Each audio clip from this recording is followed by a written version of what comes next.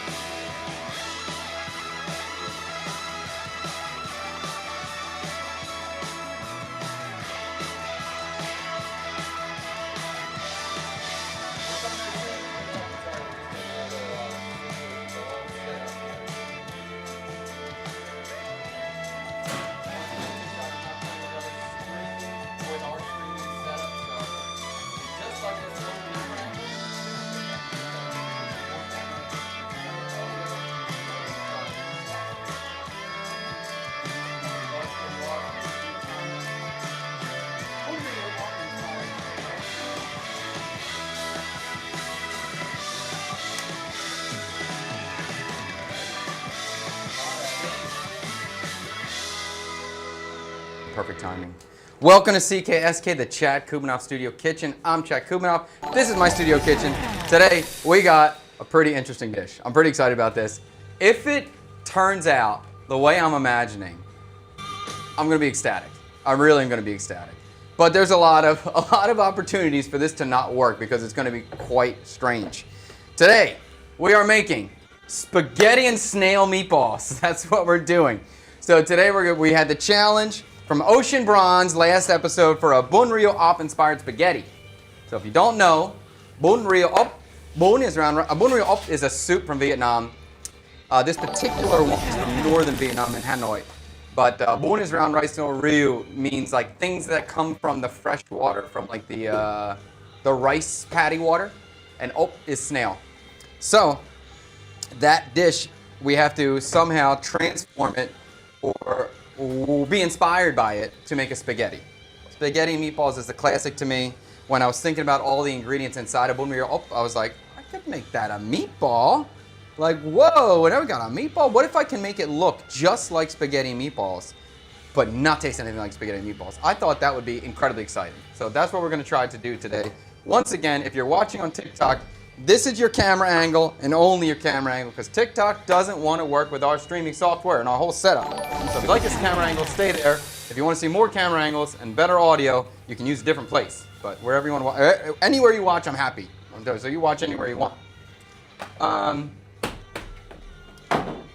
Okay. Your mic is kind of sandy? What does that mean? Like crackling? Tang's working on it. He's over there. He is over there. Okay. Mustard, I hear you on that.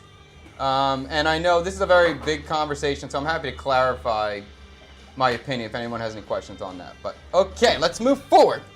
So for the bun ryu op spaghetti, aka spaghetti and snail meatballs, which I just love that name so much. We got a few steps. We got a couple things that we need to take care of and get done. The first thing I want to work on is the meatball. But goodness, this is going to be a little bit of a dish today. It's going to be a big dish. All right, I'm going to move all my herbs out of the way. Let's get started. Okay. Whew, this is a lot of stuff. I was trying to think about what I was going to do last night. I was thinking about like how I'm going to tackle this. And when I came up with the meatball idea, I got so excited. I told my mom, I was like, I think this is a good one. What's that? Fix your mic. Tank's got a terrible face. It's up. Is that not good? Yeah. I can do it up here if you want that instead. No, do down there. Down here. Yeah. Or I could do it like this. Let's do it down there. Okay, fine. Okay. Let's just get the audio straight so our sweet, sweet tongue can calm down and relax. And if you don't know, the man behind the camera, the one and only, Mr. Victory himself. Thank you so much for being here. You'll hear me talking to somebody. If I'm talking to that gentleman. If I'm yelling at that little man over there. My son, Tree, is over here as well. Our resident dishwasher. Okay. Do I put fish sauce in my spaghetti sauces? Pretty much I put fish sauce in everything at this point. At this point, it's amazing, the best thing. And bun ryu is my favorite Vietnamese noodle dish. Let's go. Bun ryu, outside of Vietnam, is definitely unknown, lesser known. Inside of Vietnam is a top 3 soup. It's a lot of people's favorite soup there is. A lot of people love it more than pho, love it more than bun bò. And I really like it too. I've had many, many bowls that I think are truly fantastic. So we're gonna get into the ryu element, which is a crab, and then right now we're talking about the op, which is the snail. So these are apple snails. In English, we're gonna call them an apple snail. In Vietnam, they're gonna call them a pomelo snail, right? Oh boy. That's pomelo, right? Oh, no. Oh boy. That's not pomelo? What does that mean? I don't think it doesn't have any meaning. Okay. Well, they have a no meaning name snail. But we call these things an apple snail. Ốc bưởi. Pretty common to eat, honestly. And very, very commonly grown in the rice paddy fields and in the freshwater estuaries. Wow, that was a good vocab word throughout Vietnam. They're pretty cool. I think they're pretty exciting. I think there's a dish where these are cooked, the meat is removed and then stuffed back inside, which I think is one of my favorite snail dishes and one of the easiest snail dishes for foreigners to try. So with the op, it's important that you clean these very well. They can have dangerous pathogens inside of them, so they need to be like cleansed in that way. So the typical method that they would do for this is they would take Here. They would wash the snails. They would wash the snails in rice water. Let me pour this water out.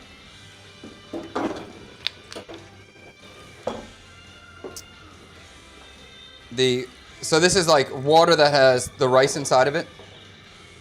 Normally, you probably want this to be a little bit more rice. Here, this is good. We want the starch of the rice. So you can see this water's a little bit cloudy. And then they would cover the snails. I don't think they usually put rice inside. They just use the rice washing water, but I'm just trying to do this on the fly and show you. So this would be the typical thing. And then they would add some chili into the water. Now, we asked our resident Vietnamese expert, the man behind the camera right there, why do we do this? And he said he's 80% sure, so that's a pretty good ratio. 80% is pretty good. He said that we need to, the snails will eat the starch from the rice, so then they will start expelling their stomach contents. And we want clear stomach contents. We want to remove, because they live in the mud, right? So you don't want to like eat any of those mud leftovers inside the snail. So you want to clear all that out. Now, I've heard two different things. This is like the situation. Rice water, chili inside. That's how you do this.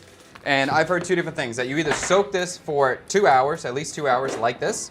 I've heard some people say soak for 24 hours too. So I can't, and I'm also like watching all this stuff in Viet. So, you know, take my grasp of the recipe with a big grain of salt. My Vietnamese vocab is mediocre, and then trying to watch the only Vietnamese cooking video about how to clean snails is, I had to watch quite a few, and I'm sure I missed some details. But so we sit it like this. We sit it for 2 or 3 hours, maybe more, until they are cleaned, and then we'll boil them. So I did that already. And actually, these guys are very lucky snails, because I just wanted to demo this for you too. I just wanted to show you this process. Sammy D, yes, we are doing Cook in the Comments tonight. This is Cook in the Comments from the previous episode. And we will be, what's a trad dish? Oh, traditional dish. I see you, John. In the next episode, in this episode, we will be taking your comments for the next episode's dish we're gonna make. So if you want to, John, if you want to see a traditional dish, throw it in there. Put it in the comments and we can vote on it. Last episode we did make meatball, which was a traditional dish. But if you, whatever dish you want to see, if you want to give me a challenge, if you want to see how to work with something, if you want to see a traditional dish, whatever you want to see, you can put in the chat below. And then later on in the episode, we will vote on it as a community to figure out what the next episode will be. So that's how we do this. It will be fun. Anyway, these snails are incredibly lucky because these particular snails are not going to get eaten because I already have some. And these ones are going to go in my pond. So they're going to live a nice, happy life in my pond when I take them home today. But I wanted to just show you that step. So you guys are lucky little snails. Yeah. I bought them from the market today, and they have no idea that they are going to be going to a cool place and not get eaten this morning. Unfortunately for some other snails, they will be getting eaten this morning, though. So after these snails have been gone through that cleansing process in the rice water, Tang, Chad's mic is starting to malfunction. Oh, no. Oh, no. Let's switch the mics out. Let's do that. Good idea.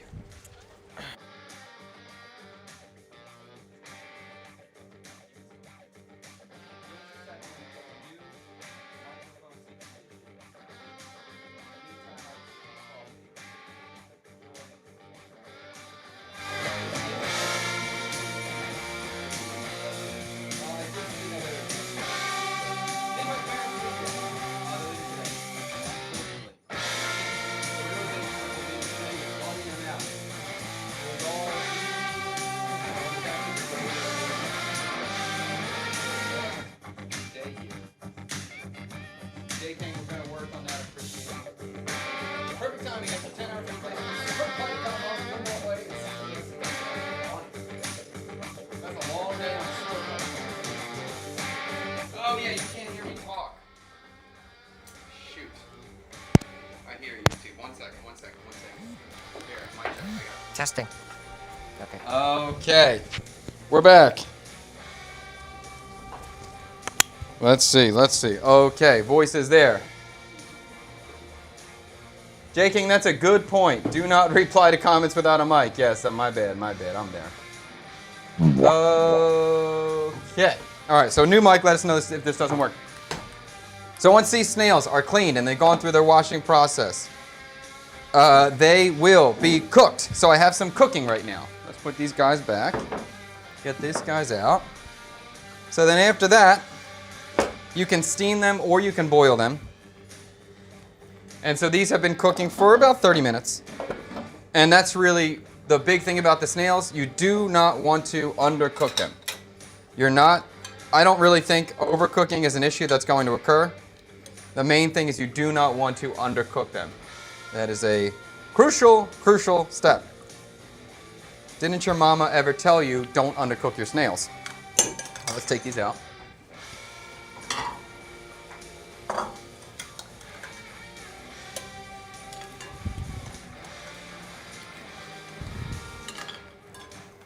For this recipe too, I mean, usually you would cook these with some sort of aromatics.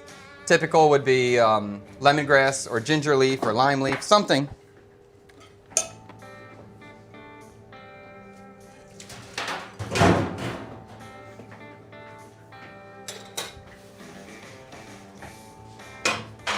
And you would definitely, it would be a good idea to probably wait 2 or 3 minutes until they cool.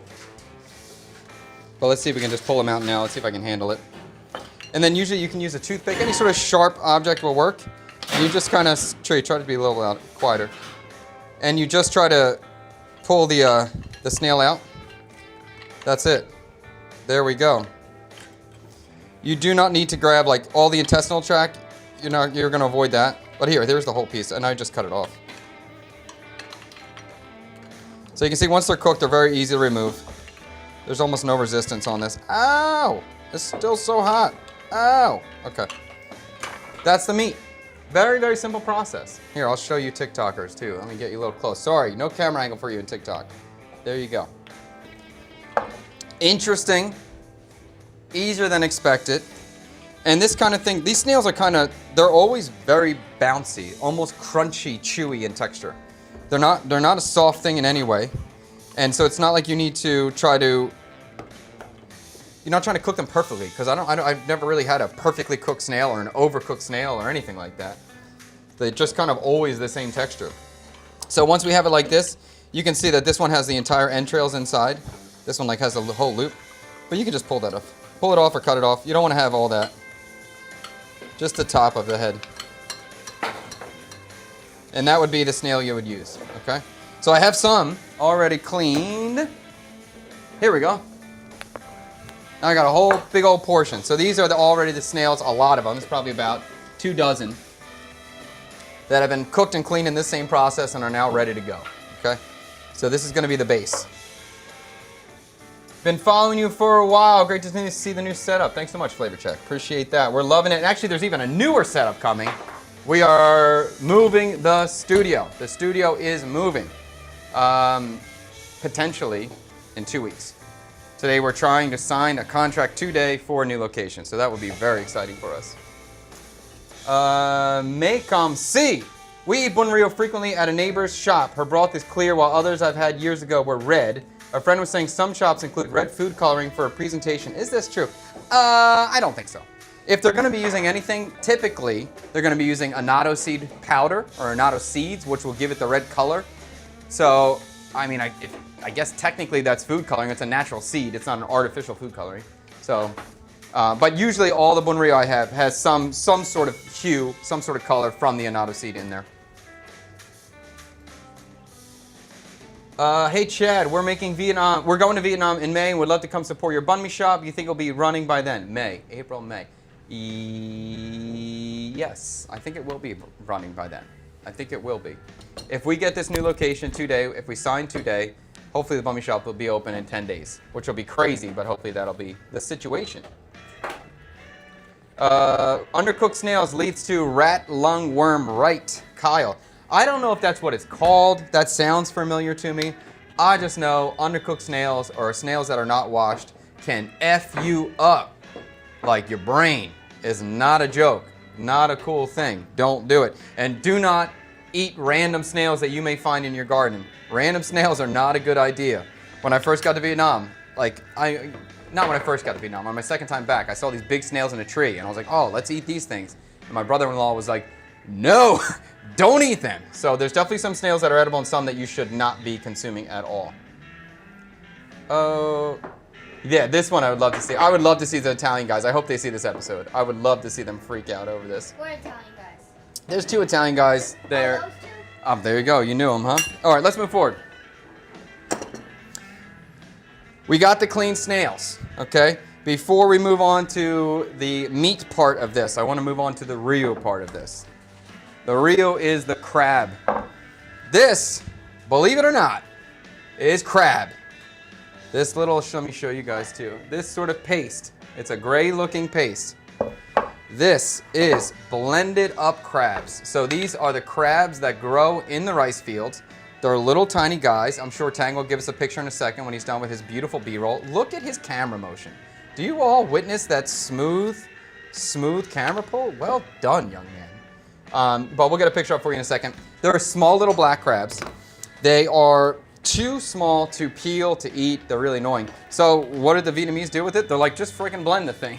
So they did. So this is the entire shell, or the entire crab, just blended up. There they go. Here's the little guys. They're kind of cute.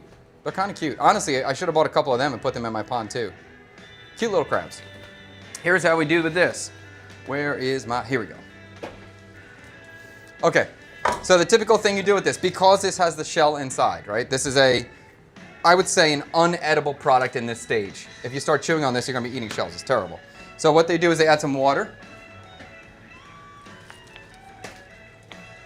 Is this dirty? Is this dirty? What's this? Okay. Those are just out there. Okay. We're gonna add some water. So we kind of loosen this up. I don't wanna add too much. Normally we're just making a soup, so it's not really a big deal if you add too much. But this time I'm not making a soup, so I wanna be cautious about the amount of water I add. I guess it doesn't matter. I'm gonna use it anyway. All right, add a little bit more. The more water you put in, the easier it's gonna be. I mean, the easier it's gonna be to strain it out. So I'm gonna mix this with the water first.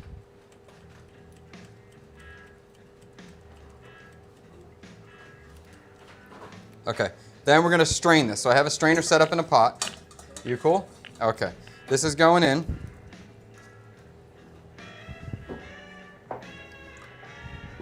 And then we're gonna push this liquid through the pot, or through the strainer rather. And this would be probably the key flavor to this soup. Like the most important part of this soup is this crab puree.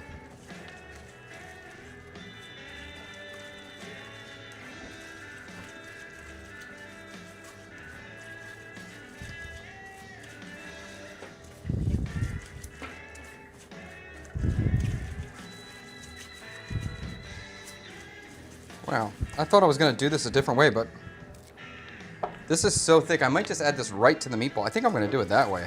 Let's do that. Okay, and I'm gonna come back to this in a second. So I have a good amount of this crab mixture.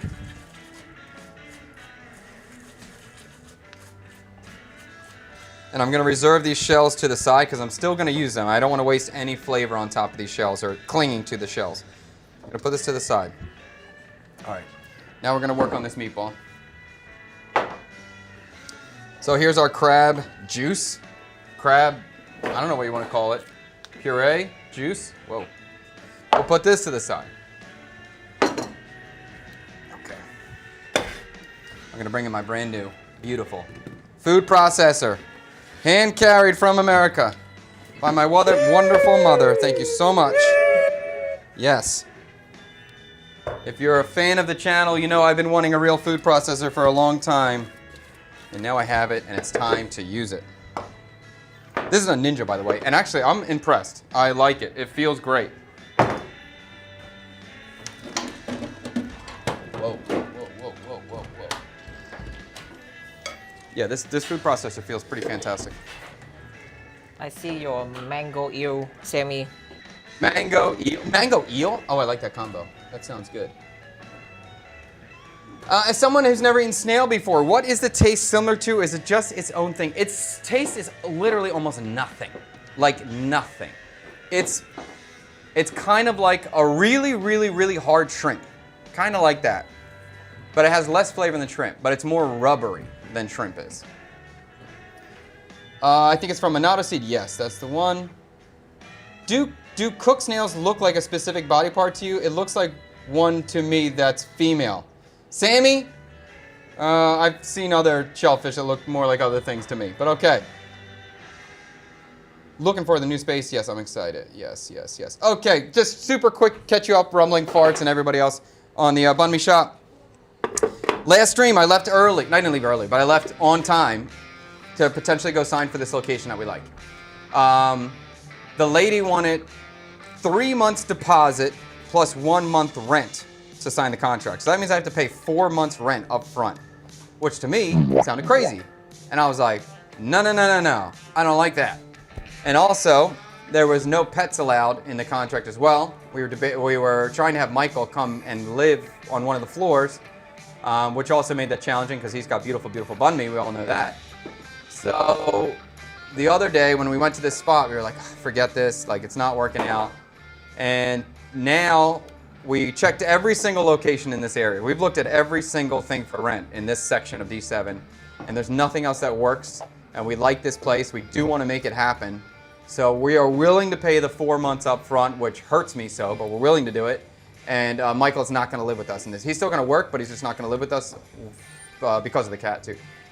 So today, after the stream, we're going to go there. We're going to double check everything. We're going to meet the landlord. Hopefully we have a good relationship with the landlord. If that works out, we'll sign the contract today and we'll start moving in. And then it'll happen very quick. Okay. Okay, let me just catch up. There is... Okay. Essence of crab. Mic, this mic has the same malfunction. I don't think it's the mic, but maybe the wiring? It's the time, and I'm recording. Okay, let's do it. So, I do like the snails. I like this kind of snail. It's one of my favorite snails, I would say this. Or the apple snail. But I think the secret to me to working with this kind of snail, it's just chop it. I'm just gonna try to make it really fine. And then we're gonna mix that into our meatball base. So the cooked things are going in, and we're gonna blend them. Ready, Tang? Let's see if this is gonna work. That's on. This is on. Let's turn it on. Are you going? Hello? Okay. There we go.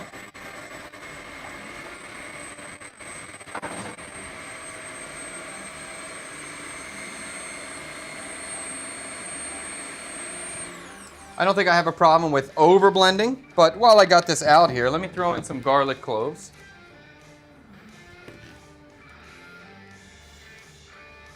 Got a little bit of an aroma to it. Garlic's going in. I'm gonna throw a decent amount of garlic in. Okay. I smell it too. You smell it too? Yes. Is that a concerning aroma? No, I don't think so. I think that's just snail. I think that's why a lot of people put lemongrass and stuff inside. Thank you, OG gift. So I'm trying to fix it. I don't know what happened. What's up, Alex? Memoir, I miss you cooking out in the countryside. Well, I love cooking in my studio. The countryside was rough situation. But I do understand. Yesterday, I was actually looking back at some of the older videos. I was watching like my oldest videos. There was some cool content. It was cool. It was just a major, major pain in the ass to cook out in the countryside.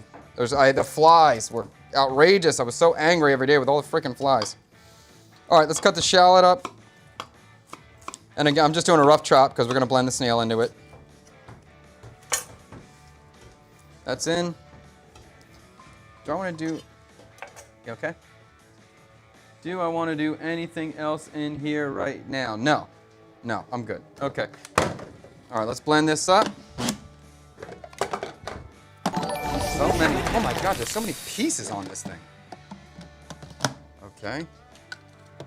Okay, okay, blend it.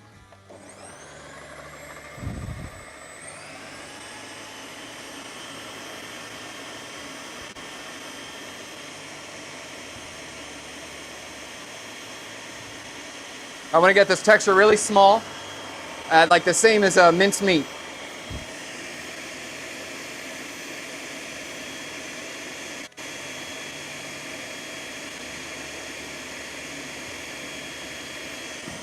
Okay, I think that's going to be cool for us here. Pop this open. Okay, now I have some ground pork here. I'm going to add all of my snail mixture. Trey, I'm going to give you this. I need you to clean it right away. Be careful with this blade. The blade's in the bowl. Be very careful, okay?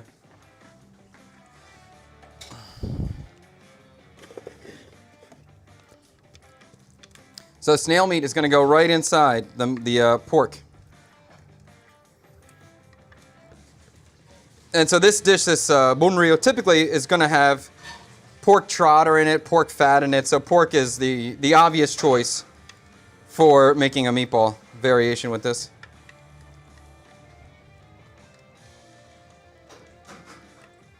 Okay. This one too.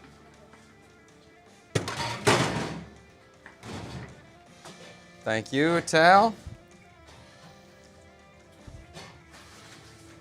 Where is the best mi wang? The best mi wang or mi quang is in Wang Ngai or Da Nang. Nha Trang, no. I've had terrible mi wang in Nha Trang. The mi wang I've had in Nha Trang tastes nothing like mi wang. They call it mi wang, but it's not. I disagree with it completely. Definitely Da Nang. Okay, I'm gonna crack an egg in here. Full egg. Bada bing. We're gonna go with some of our crab juice. Here I go. Very interesting. I'm gonna be gentle on the amount of crab juice I put in there because I don't know how strong this flavor is. It's gonna be hard for me to judge it. We're gonna taste it before we move forward. We're gonna go fish sauce. We're gonna go M to the S to the G. Tang, what do you feel right now? What do you think about what's going on right here? What is your Vietnamese brain telling you? Oh, your mic is off.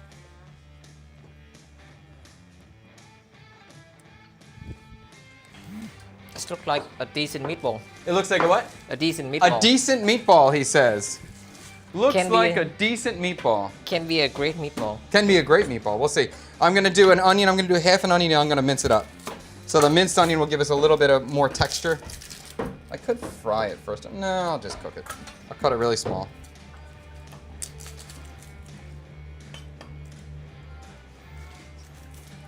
So I have no idea what this is going to taste like. I mean, I have some idea, but it's really the ratio of the crab paste if that's going to be good enough or not. And I think the texture of the snail is going to work. I think that's going to be kind of cool in there. All right, let me peel this guy. I don't think I ever see a snail meatball in Vietnamese. I don't think I ever seen a snail meatball in Vietnamese cuisine. No, I've never seen it. Well, but I've never seen a snail meatball, but you could say that the pork paste inside of Apoi Nhoi Thịt is kind of a meatball. Oh, yeah. Kind of. I mean, I don't think people would view it that way, but I mean, I could, if I just didn't put in the snail shell and I just rolled it up, it could be kind of like a beef ball or a pork ball. You know? Yeah. What do you think of bún riêu in the north? Bún riêu in the north? I do like it. I think it's different.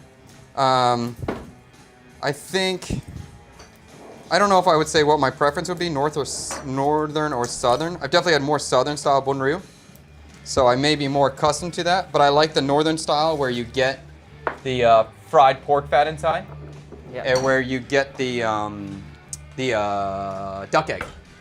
I like the, what's it called? Jesus. I like the hopalong inside too. Yeah. So I like that. Do you have a preference? And when what do you get? The mahale too. Like that's cool. The crispy pork fat, I like that too. Do you have a preference for Southern all the way. Southern all the way? Yeah. Do you have a favorite spot for bun ryu in the city? They're kind of similar. Ah. I never find something Okay.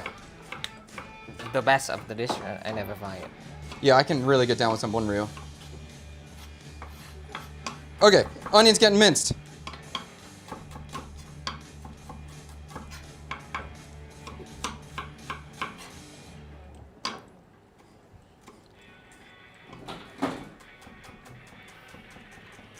Oh, I know why Fred doesn't come. It's bun ryu. Fred doesn't like bun ryu.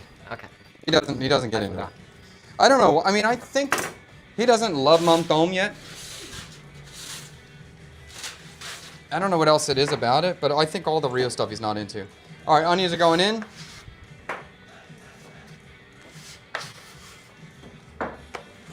Let's mix this up. Let's try one. Before I start mixing this, oh, I forgot to. I have some pork fat. I'm gonna throw this in my pan now. And again, pork fat is the obvious choice for me in this situation because pork is prominent in this dish. I got some pork fat in. I also got some banh mi crumbs because we're making an Italian meatball, so we need to get this in. Okay.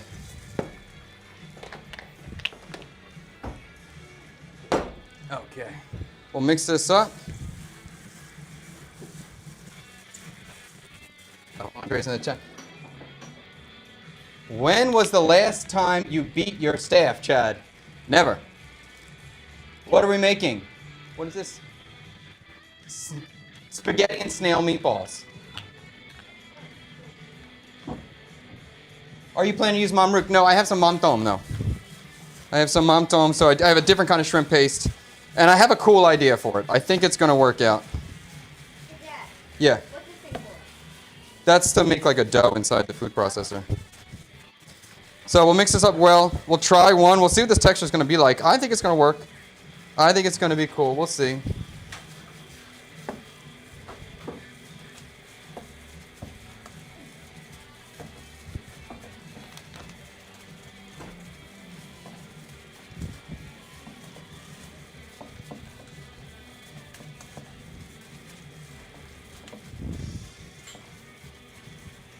I think we might have to just play with the amount of egg and the amount of breadcrumb in here to try to get that texture right. That might take a few seconds or a few trials. Maybe we'll hit it on the first try.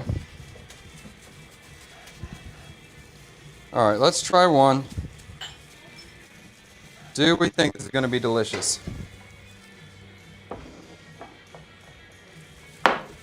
What do you think, Tang? What are the chances this is going to be delicious? Pretty high. Pretty high. Yeah. You got all the flavor. Yeah, I'm cautious. I'm unsure about the crab paste, the strength of that crab paste. Is it going to be super, super strong? Do we need to add more? Again, I think the dish we're cooking should be pinned somewhere. I forgot about that. You're right. You're right about that. Yeah, okay. We will get there. That's a good idea. What? What do you need? No. You okay? Yeah, good idea. We'll totally do that. What do you need? What? What What do do I need? Like somewhere on the screen it says like today's dish. Okay. This, you know. Okay.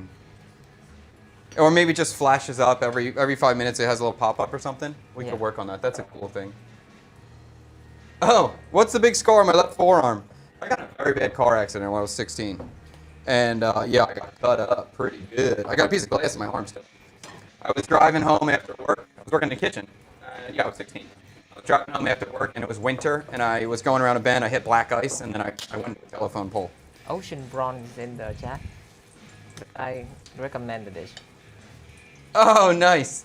I don't think Fred will be here to try this, unfortunately. If you're unaware, Fred's daughter went into the hospital yesterday because on Thursday she's getting her surgery. So we can all just put out some good energy for little Lily and hope she goes through that surgery and everything's nice and smooth and bring peace to Freddie and his wife. I'm sure this is an extremely stressful day for him. Maybe he can come, if he's got nothing to do, maybe he can come here for a distraction if he needs it. He's always welcome. Okay, so these meatballs, we'll see. We'll give this one a flip. We'll try it out. I'm here, Sammy. Of course, here.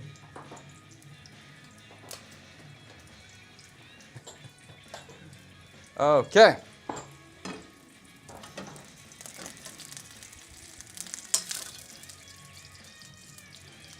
Andre, if you have a specific question, I can elaborate on something. Give me a specific thing, and I'll elaborate for you. No, don't talk about anything. All right, let's flip this over. We'll try it.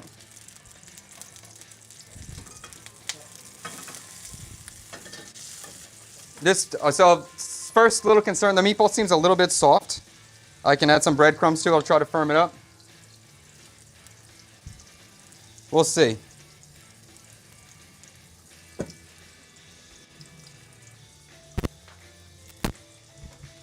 All right, let's get a little bowl. Try this thing out.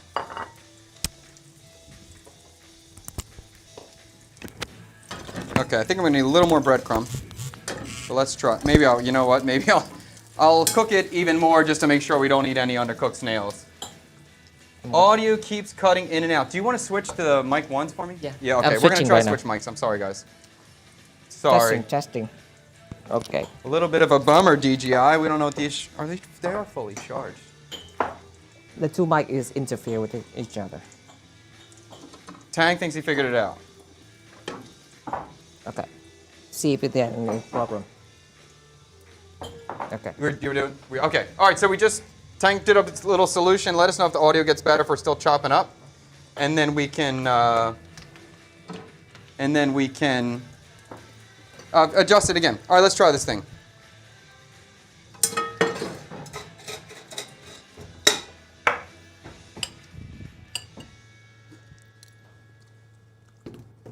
Any salt.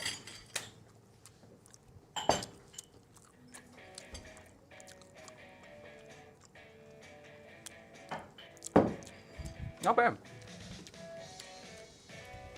More crab. More crab liquid. All right, we're going more of that. We're going more salt. And by salt, I mean fish sauce in this situation. We're going MSG.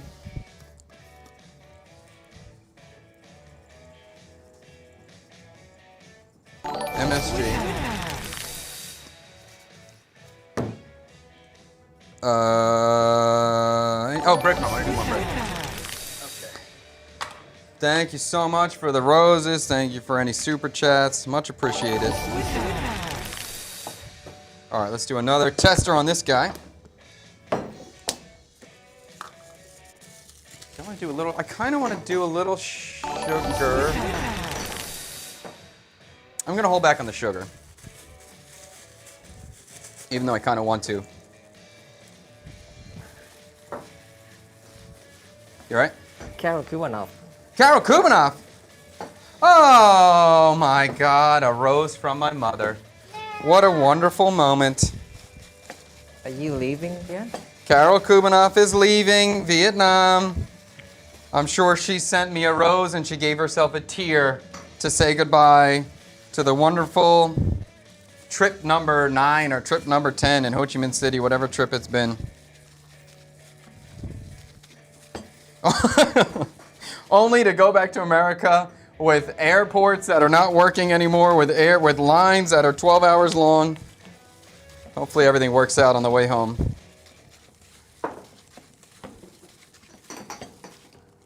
And so the meatball, when I tasted it, is bland, so that's why of course I'm adding more seasoning. The texture is a little bit firm, so that's why I added more breadcrumb to it.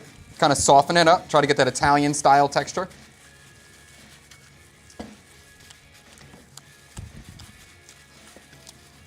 Okay.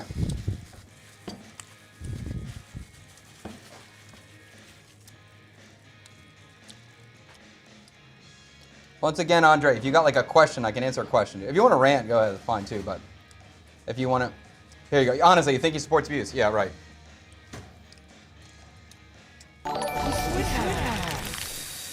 Okay, let's try it. Next one.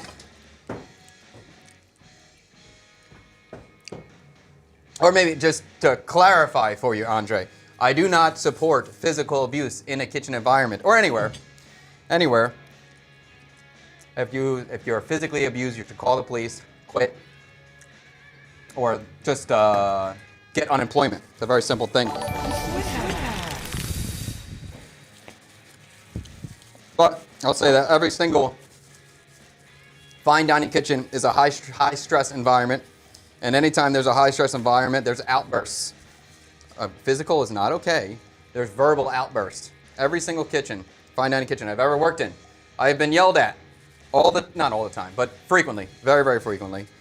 And that's because I screwed up, and it was a high stress moment.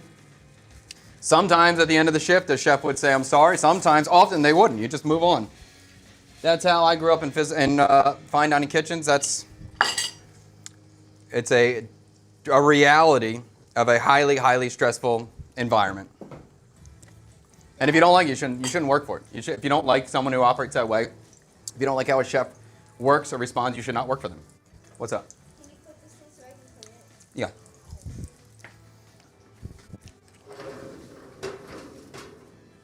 There's so much rat. There it's still got some. All right, let me see. I think it's going to be good. I'm excited.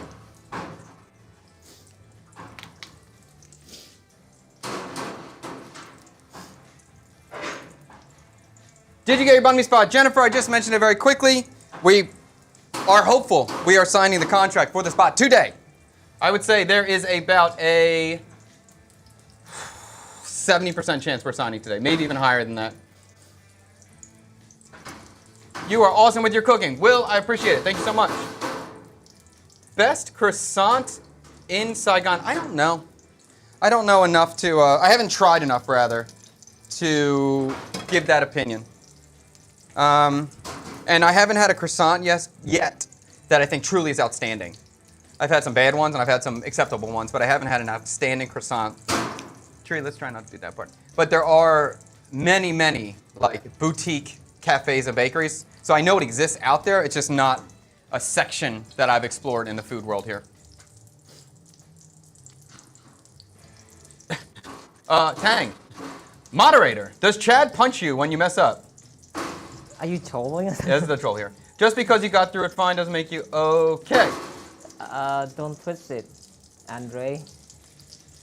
Oh, that was someone else. Okay, let's try this thing. Towel.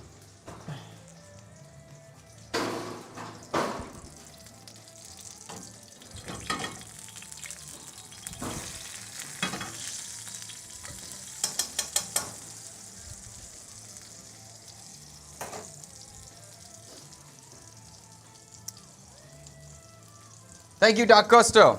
All right, I'm excited about this thing. I think this is going to come together looking just like spaghetti meatballs. I do think my wife is going to stop in today because she really loves bun ryu.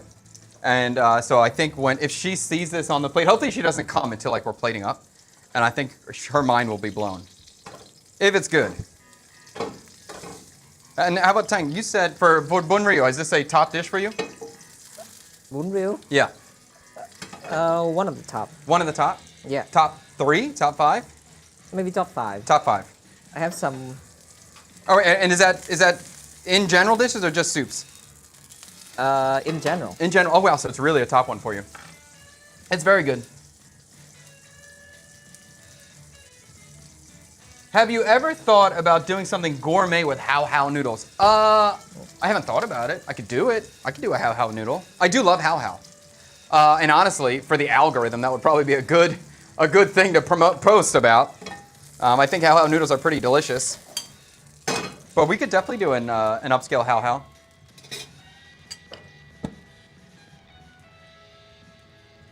Oh, don't worry about it. If it gets rough, I'll tell you.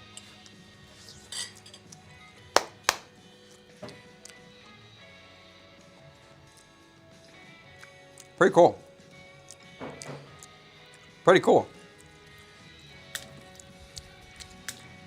At first I thought it needed more salt, but actually this is pretty cool.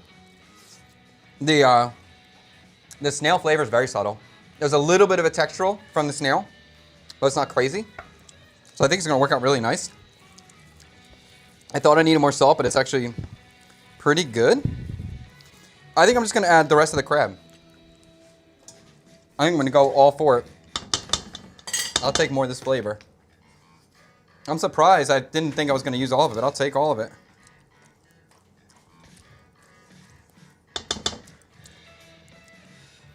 Okay.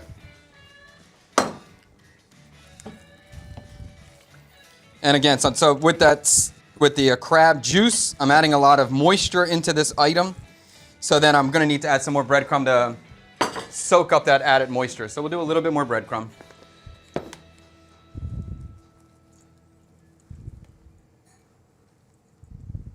The fragrance is very familiar. The fragrance very familiar? Yeah. If I had a piece of lemongrass, I may put it in right now. I don't have it. As I'm tasting this now, I like that kind of fragrance would be kind of nice for me. I think I have lemongrass powder. I do. Let's do that. Let's do a little bit of lemongrass powder in here. Okay. All right, we're gonna mix this up. We're gonna be good to go. We're gonna be making the meatballs next.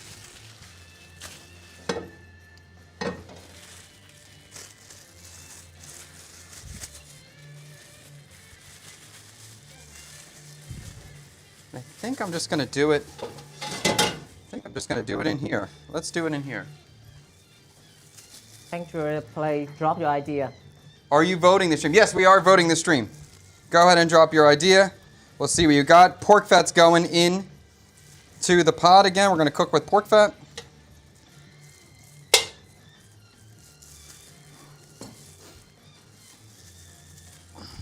Okay.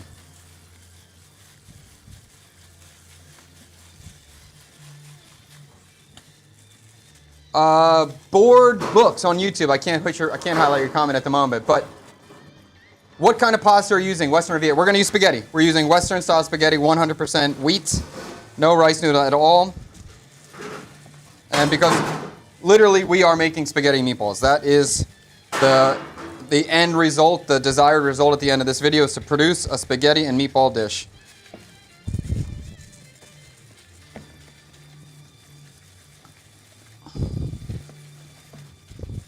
I'm going to turn the heat on this pan on very low heat. If you can see, here, this I can touch. Oh my God, it's so hot. Ah, that was hot. Okay, it's okay. This, you can see the pan burned really quickly. So I assume the juice from the crab meat is burning quickly. So I don't want to go too high heat. I'm going to keep it nice and low heat, and then we can start forming balls here.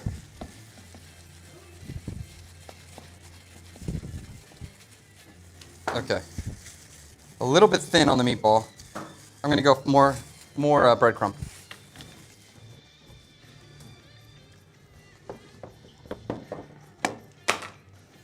And I think, should I do an egg too? No, that's enough.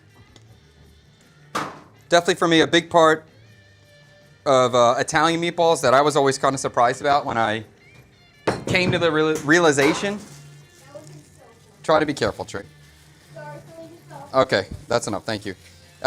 Is that the secret to me for Italian meatballs is breading, like to cut the amount of meat heavily, so the breading makes it really soft. And for an Italian style meatball, I want a soft meatball. I don't want this super bouncy Asian style meatball. I'm looking for a tender meatball, and that's really diluting the meat with eggs and bread is the secret for that.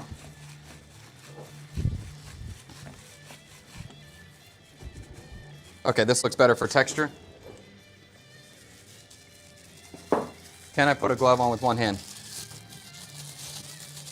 Stick Girl's right. Stick Girl is right. Vietnamese tapas are on Friday. Thank you so much, Stick Girl. I can't highlight your comment. Thank you. 100% right. But you guys can throw in ideas for Monday. What's that? Okay. All right, let's make some meatballs here. Yo, I hate these gloves. I can't do it. I can't do it. I got to feel my product. Oh my God, Cyber Daddy is here. I did not expect you to come. Holy cannoli. You all right? Yeah. Oh, good. Good, man. I'm glad to hear it. Oh, I'm glad you stopped by. I haven't seen you in a while. That's great. That's great. Wow, I'm glad you're here, man. We're all got good vibes sending out to Lily. We're very. She's at the hospital right now. Yep. Why do you go? He's been there. Why didn't you He's a worker, man. We are looking at location in Open Fumihong near Machadol. We may sign today. Near where? Machadol on that side of the Fumihong. Korean spot? Yeah. Oh, wow. Yeah, so I think there's probably a 70% chance it gets signed today, and we're doing it. Yeah. Can I ask what's the cost? 57 million. Yep. It's a little more than 2,000 a month is what we're signing on for, if it works out. Yeah. And then, but this is going to have the banh mi shop, it's going to have the studio, and it's going to have the house. So that's where. Do you think a banh mi shop in District 7 will get enough? Yes. Even with the delivery can reach far enough? Yeah, and I think we're right next to SSIS, we're right next to that Royal School. The Koreans love grilled pork. That other buncha spot is crushing over there. That buncha spot crushes over there. That buncha spot crushes with Koreans. Yes, so, that's right. and the bumba hoi crushes over there, so I think we're going to be okay. Well, I saw on the thumbnail the video description that we're doing meatball, and I thought, wow, today is a great day for the two. The two is coming out today. There's no way around it. You're getting a 2. Fred's been so excited to give me a low score. No, And he's feeling like today is the day. Unless this has the flavor of that squid meatball that we did on the Italian No, it won't fusion. have that. It won't have that. I did not like that for some reason. I got it. But I like seafood. You know. But I got you. That one was that was a little fishy. It did taste fishy in a negative way. Why is that? I don't know. It must have been that the squid wasn't great. But I didn't pick it up. Like, there was nothing that alerted me that this would be an issue. This one I did try already. I think it's pretty cool, and it's subtle. It's not. It's actually way more. There it is! Oh my God, Runner6771 with a comment here. Sushi is boring. How about a Vietnamese style sushi? What an amazing suggestion from Runner6771. Vietnamese style sushi. Would you do raw seafood on that? Because the Vietnamese are not. They don't get down on that. I could. Even and if I was doing it in that direction, like a lot of the herring they're eating raw, the goi cat chick, or I've had two styles of raw herring salad, so I could do something in that raw way. I would definitely do a cooked pork one.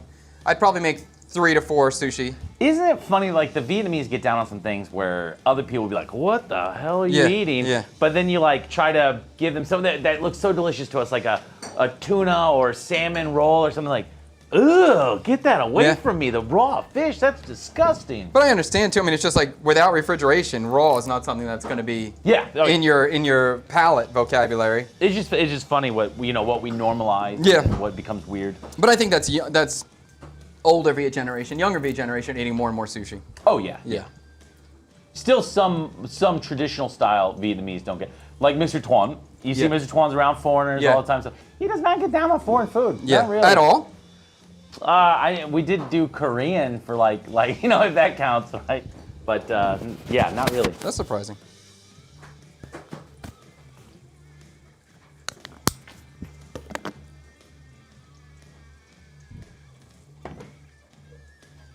That's not your code.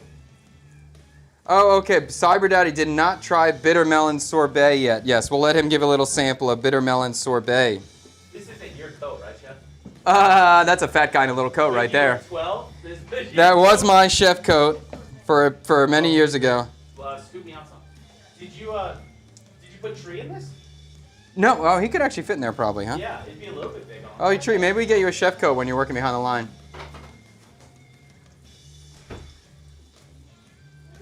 Okay. Almost done. I got a lot of meatballs, honestly. I got way more meatballs than I thought I was going to have. Do you think meatballs should be, I'm sorry, TD on TikTok, I can't highlight the comment. Do you think meatballs should be loose or tightly packed? Tightly packed. It depends, but loose are going to be breaking up easier. I'd say tightly packed. Similar like a meatloaf, I'd work it a little bit. This is a different mixture though. This is, even though it might look similar to a meatball mixture, it feels drastically different. What? Oh, it's a little big there. Thank you. Just a little positivity for this chat today. Happy. Thank you so much, Kim. Okay, cool. Here we go. Does it fit? We'll put the apron on you, tie it up, and then you'll look great. Huh? A lot of comments. Heard that. Catching up with the comments. Let me get some clean hands.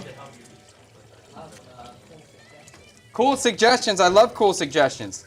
I actually like cool suggestions better than bad suggestions, if that's my preference. No Coke, huh? I saw that. I know, I saw that no Coke thing. All right, I'm going to... Because I have concerns with the structural integrity of the meatball and burning and everything, I'm going to just cover them with a lid so they can kind of steam on the top before I start trying to manipulate them and flipping them and all that stuff, because I don't want them to break apart and I don't want them to burn either. And I'm going to give my board a quick soap down because I know I got some pork particulates on here and I ain't down with any cross-contamination. That ain't my game here. Okay, and let's get caught up because Tank said we got cool suggestions, and I love cool suggestions. Okay, I'll let that sit for a second.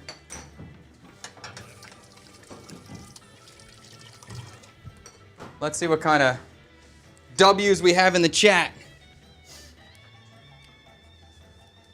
Oh, let's get let's get Freddie. We can try this bitter. Minnesota Fred has entered the room. I like that. Have you ever thought about buying a house in Vietnam? I would never buy a house here. I mean, let me rephrase that. I would buy a house here when the real estate market is accurately priced. It is not, to me, it is completely inaccurate in pricing. Hold on, Freddie. Jay's side, because I'm just highlighting as I go. You're good. And I'm in it right now.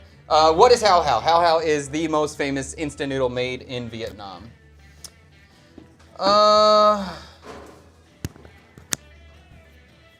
Do you think you can make a dessert? That would be hard. A dessert using, a snail dessert? No. I don't love it. Yes, I think I could do it. I think I can make a snail pre-dessert. I don't think a snail dessert would be harder, but I got some pre-dessert ideas right now. And I think I would probably take the snail, slice it, soak it in a candying liquid to try to get some sweetness on there, and then make a sorbet that was something grassy, greeny, and then so I could have the sorbet and the snails on top, so it's kind of like they're crawling on the grass. Maybe I'll think of it like that way. Yes, thanks for play. Drop your ideas. Bada bing. I didn't know that there was no shrimp paste in this. I have shrimp paste on. It's gonna be a topping, so we can avoid it if you don't want. Oh wow, interesting. Yes. Okay. I watched the episode where you went to Landmark 81 and had a drink at a restaurant. Which one was that? I'm planning to do that next week. It was not Landmark 81. It's by Texaco Tower, and I forget the name of the restaurant. But there's only one up there, so it's the only restaurant up there. And if you can make a reservation there, get a coffee, get a cocktail. It's a good way to do it. Oh, Mike is fixed. Fantastic. Is pork fat better than regular canola oil? Better is a hard word. Depends what you mean. It has more flavor. It lasts for a long time. It's arguably healthier depending on who you ask. I think it's better. I'll leave it at that. I do think it's better. But it's also bad because when it gets cold, it congeals. So if you're trying to make something cold, it's unusable. So then you need to use a different sort of fat. So it has its disadvantages as well. Rice pudding side by side, different ways. British, Mexican, Indian, and Vietnamese. That's a cool one. I'd be interested in that because I guess, I know I've had Mexican and Indian rice pudding. And I've made a Viet style rice pudding. Okay, that's a cool idea. Vietnamese style meat pie. I'm into it. I want to do a meat pie at some point. I want to do that kind of stuff. Okay, coco vin baviet, like braised red wine chicken, baviet style. S'mores French toast with this one's been coming. It's never made it yet. S'mores French toast with coffee and caramel sauce. That is a good dish.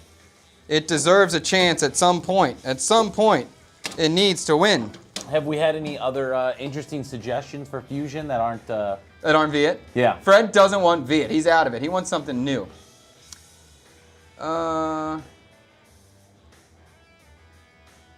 Okay. Andre, I'm sorry somebody new killed yourself, dude. Or ended them. I'm sorry about that. That's not good. Did someone donate for, yes, tapas we're definitely going to do. But, and Andre, if you have different points you want to bring up or a question, I'm happy to answer that without a problem. If you're just going to repeat yourself, like, it's not good. It doesn't do anything here. And I'm talking to you right now. So if you have anything valid or specific question, I'll elaborate. I don't think he openly supports any abuse. It's just the fact that the industry is very stressful. Yes, physical abuse is not acceptable. It is not okay. If a kitchen operates in an extremely stressful, aggressive way, you don't have to work there. But other people may want to work there. And that would be their choice to work there or not work there.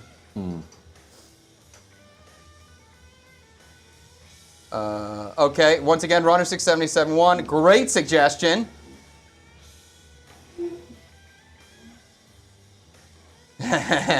Also, Runner671, by the way, Runner6771 is my father. And for dessert, something healthy for the kids, candy-coated fruits. His favorite thing in Vietnam, maybe ever right now, is tang lu, where you dip the strawberry in the hard sugar, or the grapes in the hard sugar. He loves that. And it's not healthy. Positive thoughts for your daughter there, Freddie. Thank you. Cyber Daddy did not try bitter melon sorbet. I think we should try that. Let's do it. To me, it tastes like grass. Tastes like So we have some bitter melon sorbet from a previous episode, which will be aired tonight on the CKSK channel. So if you missed that stream and you want to see the quick version, the edited, beautifully edited version by our premier editor behind the camera, you can see that tonight. We'll post it tonight. So this was bitter melon. I'm going to put yogurt in it, okay? Okay. This was the dish. This is bitter melon that's been juiced, sweetened with a little bit of sugar or simple syrup, frozen, and then spun. It's very, very straightforward.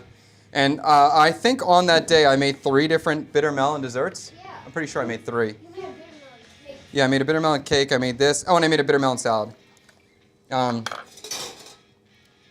Jay, can you get me another spoon, buddy? When he said it tasted like grass, Yeah. that made me think of gulp. Yeah, kind of like that. But a gulp sorbet Yeah. would be really nice. Closer to pandan.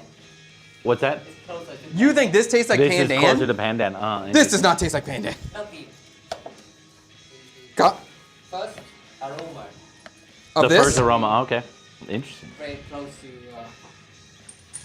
And like this is, it's bitter melon. Don't think it's not bitter melon. It's bitter melon. I'm That's excited what for you're this. It's supposed to be a experiencing. palate cleanser, right? That's what we're going for. Yeah. It's served in between courses. I don't remember. I did put a topping on this. I don't remember what it was. It probably was shrimp But salt. wouldn't bitter melon be a good palate cleanser? Like just Well, you're gonna tell us. oh. You're gonna tell us. Well, I'm just Right curious now. about the point of a palate cleanser. I understand it's to BT cleanse your. Dub. Here it is. Oh, come on, TikTok. I'm here. I'm here. Don't make me do this. I'm here, TikTok. Okay, we're here. You don't need to turn off. Oh, let me show you. Here it is. Ooh. Bitter melon and yogurt. Let's let Fred try it. It's bitter melon. Do not think it's anything but bitter melon. Do not think, oh, it's so bitter. I know.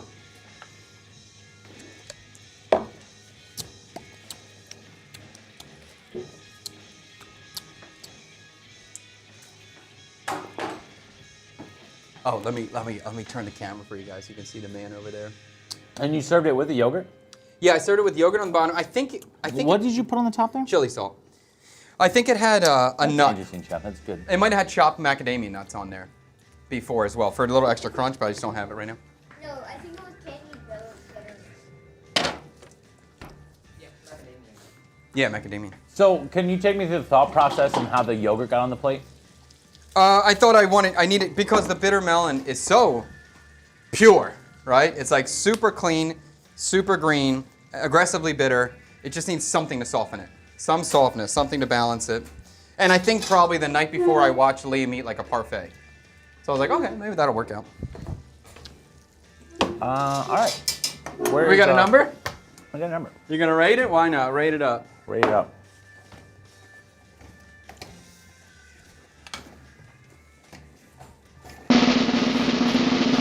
Hold on, I'm looking. A 7. All right, I'll take a 7. I think it's clever. Yeah. I think it's really good. It's if you have yogurt, can you have yogurt in a palate cleanser? Does that or Yeah. does it defeat the purpose? No. I think you'd have a yogurt and palate cleanser. Okay. I don't have a problem with that. It has to have the yogurt. You have to Yeah. change the sorbet. What? I think it's quite good. Good. I think it's Glad really you like clever it. Yeah, stuff. I liked it too. I think I'd probably put it at 8.5. I thought it was really fun and creative. Yeah. Uh, I've oh, noticed okay. our scores I'm always just like one below you. It's pretty close. We're always like just It's one. pretty close. Yeah. All right, these meatballs are going to start flipping. Tank, can I do that? Fred's mom is in the chat.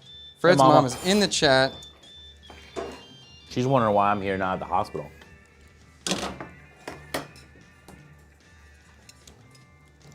So some of the edges stick to the side.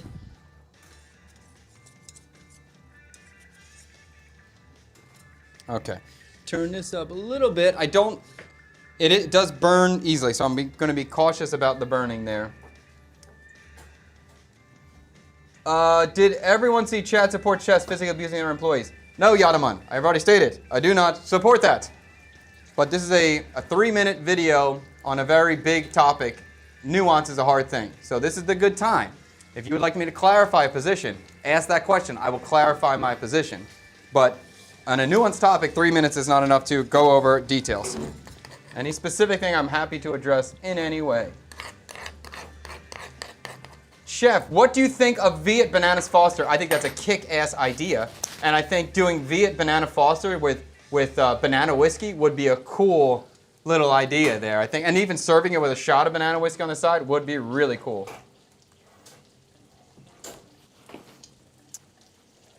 Meat in a dessert is hard enough. Yes, very hard. How are you disinfecting your board? Just with soap. What's the strangest, best ingredient you add to your own sandwiches at home? Huh. Strangest. I don't know if I do anything too wild. Let me think if there's anything I can remember recently.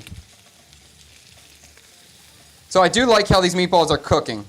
With that low temperature and not moving them, they are getting a nice sear on the one side, and they're not sticking to the wok, so Fred will be impressed by that. I love that you use my wok so much. Yes, this is Fred's wok. I'm sorry. It's basically your wok now. I don't know if I'll ever take that thing back. I'm going to go lid back on top. In the meantime, we're going to start making our liquid for the sauce there. So, we've got 2 things we're going to do. Let me first move on to this. I felt like the stream started late today. Is that accurate? No, I think we started at 10:05 or something. Do you normally start at 10? We try to start at 10, yeah. Yeah, right at 10. So typically when I come here, you've been going for only 45 minutes? Yeah. I feel like you've usually been going for an hour and 45. No, Oh. we start at 10. I'm going to, as I said, I'm just going to make sure I get all of the crab juice and crab paste. So I'm going to add some water to here. And at this point, I'm going to use the cooking liquid of the crab, the cooking water, or we should say the stock, I guess, for part of the sauce. So I'm not worried about adding too much water. Like before, I was concerned with the meatball of adding too much water. Where'd you get those tomatoes? Huh? Where'd you pick up those tomatoes? Just market. I bought snails today at the market. So I Oh. grabbed some tomatoes too. Oh, wow. Yeah. Those look nice. Yeah, but these are going in my pond. Hopefully they haven't been sitting in chemicals for 4 hours.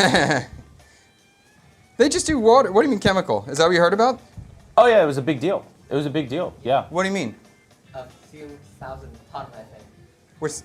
Why? Snail in the chemical. Been going on for years. Years and years and years. What were they doing in the chemical? What was it the just point? makes it firmier, bouncier, and shinier. I do love a firmy, bouncy, shiny snail, though. This is a chemical used, something with, is it concrete? Some type of chemical used in concrete. Yeah. Well, that's cool. Well, your hospital bill was 80 cents, so that's cool. Huh, yeah, that's right. That's, if you're sick, you know. There's some good parts and bad parts. Okay.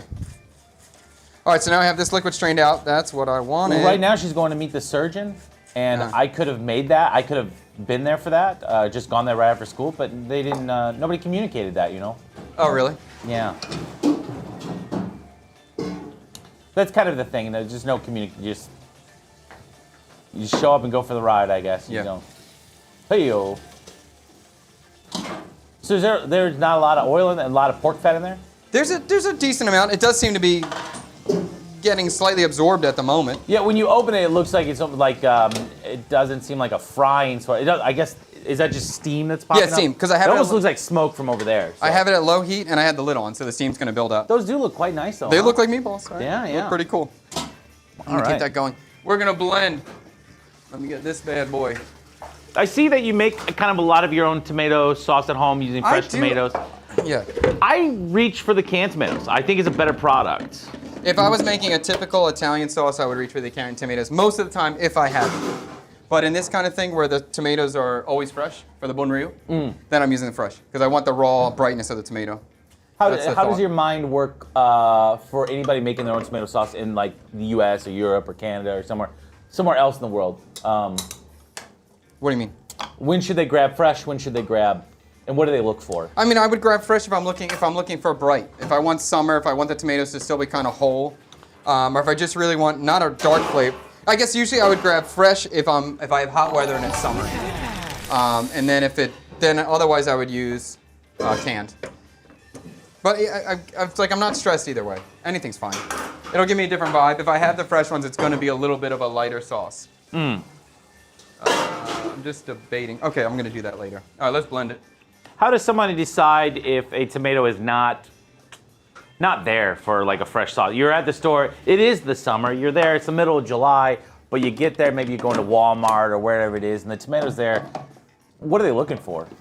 I mean, it should be kind of soft. It shouldn't be hard. Some of these are hard, but I'm going to make it work. Should be soft, should be red, should have some aroma to it if you can get some aroma off of it. That's smell the tomato. Yeah, I think the easy thing, the automatic would just be use cherry tomatoes. Cherry tomatoes will always be acceptable. Really? Yeah, I think that works. And that's a really quick one. If you just cut them in half and fry them with some garlic and olive oil, you'll get a sauce. You'll get something that'll work. Yeah. I do see that we get these little on the vine kind of cherry tomatoes here that seem to be a good product.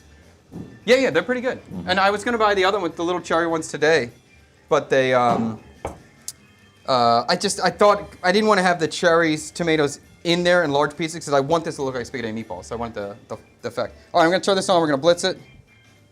Here we go, low. I see when you do like a Mexican sauce, you often throw like a whole tomato into things that you do. But usually I'll char them first. So I'm just going to try to blitz this as much as I can to strain it out into this sauce.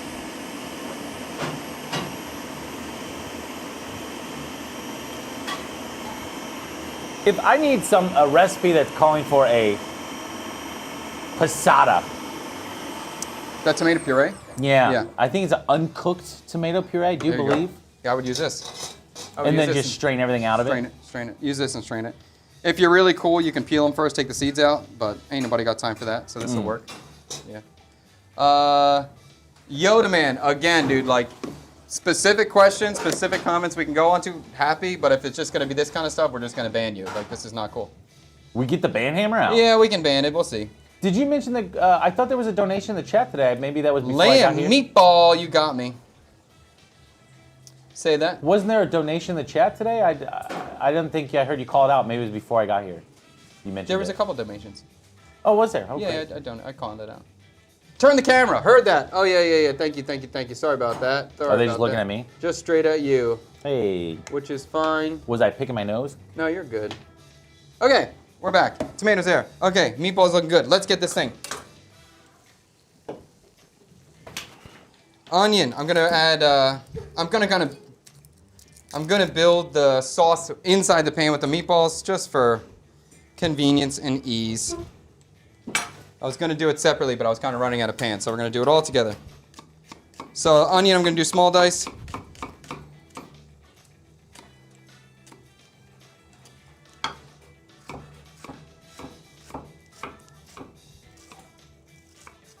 Okay. And now that crab liquid, that boiling crab liquid, I can really smell that. That is very aromatic. That's why I was surprised that it wasn't as strong in the meatball as I thought it was going to be. Okay, so this onion, that's that crab liquid you're seeing right now. And you can see how it's kind of almost like a consomme. It's like a raft. It's splitting. So we have the actual protein of the crab forming a little clump. And then the water itself is super clear. Almost like a super quick consomme. Onions are going to go in with the meatballs. Maybe I want to get some more searing on these. Let's kick the heat up on these a little bit.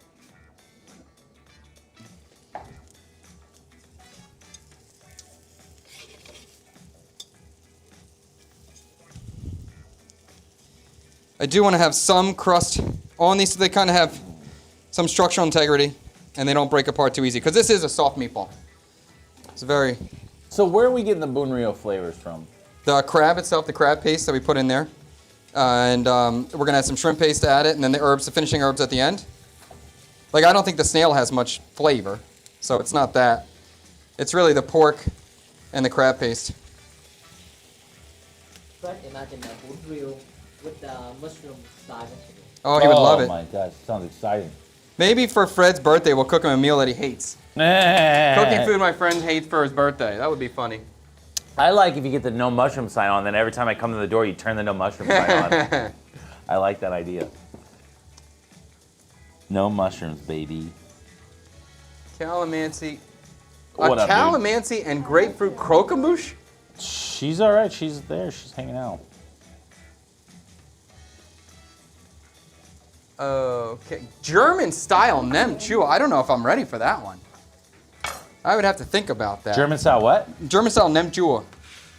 That would be kind of cool. That would be a research one for me. And it would be a multiple day episode because the pickling is going to take some time. Bada bing. Okay. Okay, what am I doing here? I want to let these meatballs keep searing. In the meantime, I'm going to take the tomato. I'm just going to throw it right in this crab water because I'm going to... Am I going to strain this out? Yeah, I'm going to strain it out. So let's just do that.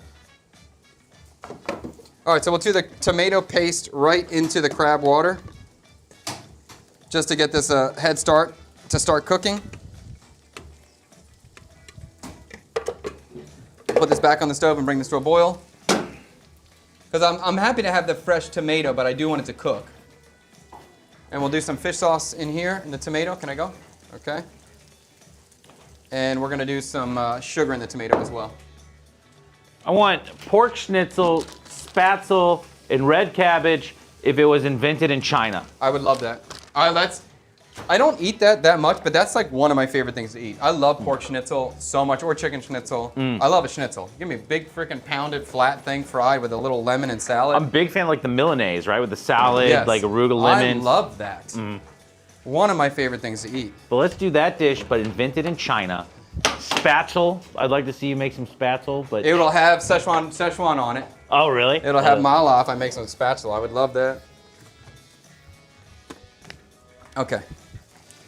All right, this is going to be cooking up. Again, the tomato's going to come to that boil, and then we'll strain all this liquid into our meatballs when we're ready for it. And we're going to do some garlic as well inside the tomato sauce, so I just have some here. We'll mince that up. Should I do it? Yeah, I'll just do it all, whatever. Whatever, it's never too much garlic.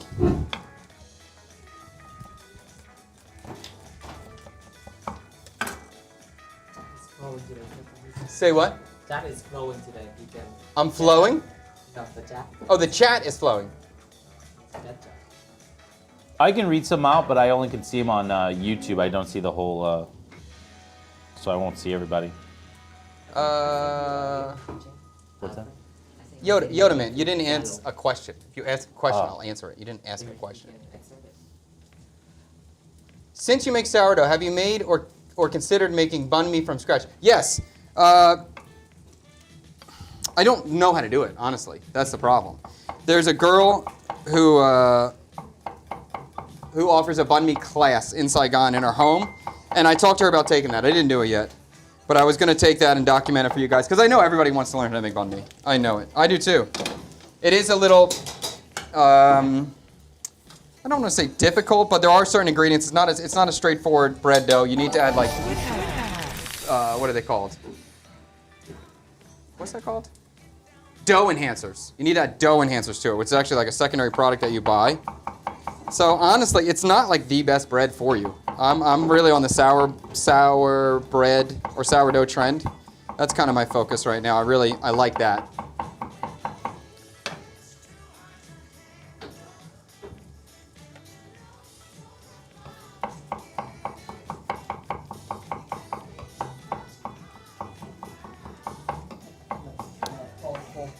Oh, the poll's full for food choices. Okay. Turning spatzel into like a dandan style with a schnitzel sounds amazing.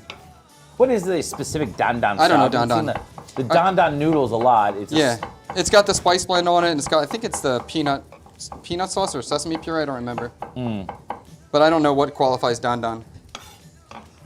Okay, the meatballs, I can feel it, are starting to dry out a little bit. Onions are going to go in now.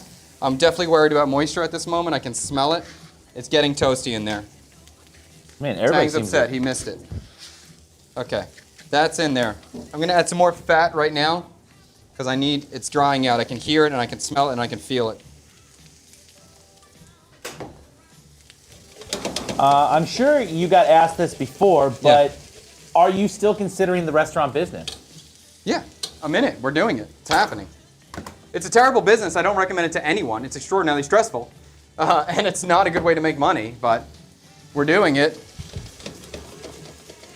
But we're doing it in a very, very small, tight situation. I'm not trying to open a big restaurant. I'm not trying to do fine dining. I'm not trying to do something that's going to take over my entire life. We're trying to open a simple bun me shop. And that's kind of where I want to be at. I like my life right now. I like what we're doing. And that's going to be the situation. Speaking of, where's our bagel recipe? It's coming. We're going to do a video with Carrie on how to use a air fryer. Oh my God. Is it not the most wonderful girl in all the land? Miss Sweet Tweet Kubanoff is here. What's up, buddy? Yes. You heard somebody's going to make a very unique kind of bunryu today. She's in. Okay. Some Taiwanese and Viet fusion would be awesome. Yeah, I can do that. I won't. No. Yoda Man, why do you support a chef who abuses their employees? I respect the chef for what he's done in the past. I respect the chef for being one of the most important chefs in the entire world of the last 5 decades. I do not support physical abuse of anybody. If you're being physically abused, you should call the police. You should not stay at that job. You should quit. Does that clarify that? Does that clarify it? It's from here. Oh. This guy's from here. Oh, he's over here? Yeah, I guess that's, let me see. See, you're asking a big question. That's why, like, when you answer it tight, I can answer it tight. Who's he talking about? Rene Redzepi. Rene Redzepi. What did he do? The chef in Noma. He was abusing, well, see, and this word abuse is like, it's a hard word because it's very loaded. If I do something wrong and my chef screams at me from behind my neck, is that abuse? You may think that's abuse. That's every kitchen I've ever grown up in ever. That's just the normal kitchen. And honestly, as a young man, that was helpful to me. I needed that sort of intensity as a 17 or 18-year-old man, or a kid. So like, that environment may not suit you, or you, Yoda Man, but as a 17, 18-year-old, 19-year-old kid, that environment suited me and helped me. And for those that it's not good for, you should not work for that type of establishment. And maybe for those that it is good for or helpful, because I needed to be straightened out. I had zero respect for any authority at all. I don't know, you authority, me hate you. I know, listen, that's it. But I did deeply respect chefs, and I deeply respected my chef. And when he said something, then I listened. But no one else. I didn't care who it was. I didn't listen. So that environment was beneficial to me to an extent. But it's not something I would ever work for now. You know, I'm all about freedom. You make your choice. If you want to work in a kitchen like that, if you want to work for that type of chef, you can. But you don't have to. If you want to find a chef who has a gentler touch, go work for them. But to be, in my view, it's not even my view, this is the reality. If you want to be the best chef in the world, if you want to open the best restaurant in the world, that is an extraordinarily, extraordinarily difficult thing that takes tremendous effort, tremendous focus, and dedication every single day. And because of that, because of the stress, because of the financial stress, there's always going to be outbursts from the leader, from everybody on that team when something goes wrong or you do something wrong. If I didn't answer your question yet, you can clarify, Yoda Man, and I'll get into it more. But I have When we were at that age, we seeked that out. I wanted it. Yeah. I needed it. We had conversations about that when we were kids. I needed it. We're like, oh man, Chef dug into me today about this. Oh, yes. Well, that was great. We were glad that Chef noticed us. In the same way that a young man can go in the military and they come out saying how the military straightened them out and they needed that in their life. The same thing happens in a kitchen. A kitchen is a military operation that has the same level of intensity, the same level of energy, and draws a certain person. It drew me towards it. That's what I needed. You may not need it. Great, don't go. I did. And other people do as well. Other young men do. Maybe other young women do too. But anyway, if I can clarify anything else, please let me know. Chooch69. Let's vote on a bagel. Let's do. To clarify, if you don't know what's going on, I have been making pretty amazing bagels out of my air fryer recently. So that recipe has not come into CKSK yet. I'd love to show it off. Our plan is to do an episode with Carrie because he's never used an air fryer. So he's going to buy an air fryer. We're going to do like an episode. We'll make like 5 recipes in an air fryer with him that day. And one of them will be my bagel recipe, which I am pretty darn pumped about. When are you doing that? I don't know yet. I got to just talk to Carrie. I got to organize it. What are Chad's first impressions of the defining differences between Viet and Taiwanese that he would leverage for a fusion? Defining differences. I don't know if I could speak clearly or accurately on that. Yeah, I couldn't say. Because when I'm thinking of Taiwanese, what I'm thinking of is the fried chicken. I'm thinking of stinky tofu. I'm thinking of the beef soup. That might be as deep as... Oh, and how about like the ice cream roll with the peanuts? And I think there's cilantro in it too. But I think that might be the extent of my Taiwanese knowledge. So this is not something I could really talk to.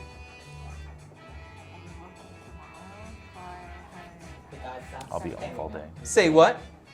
The guy starts spamming now. You can ban. He starts spamming now? Oh, Yoda Man, if you're gonna just spam, I'm gonna kick you out. But you're welcome to hang out, as long as you just don't spam. You got a specific question, once again, I will address it. Yeah, and actually I will just maybe clarify a little bit too on that situation. I don't want to see the end of the Noma. I don't want to see the end of the Noma Empire happen because of this. This is claims of physical abuse, which I don't agree with. Claims of physical abuse 10 years ago or something, not current day. Oh. And now, do you know he has a pop-up in California right now? He has a pop-up in California. It's $1,500 a person. Every time he does a pop-up, he sends team members 2 years in advance to scope out the area, to build a relationship with the farmers, to figure out where are we going to set up the staff, where's the location going to be. 2 years of research.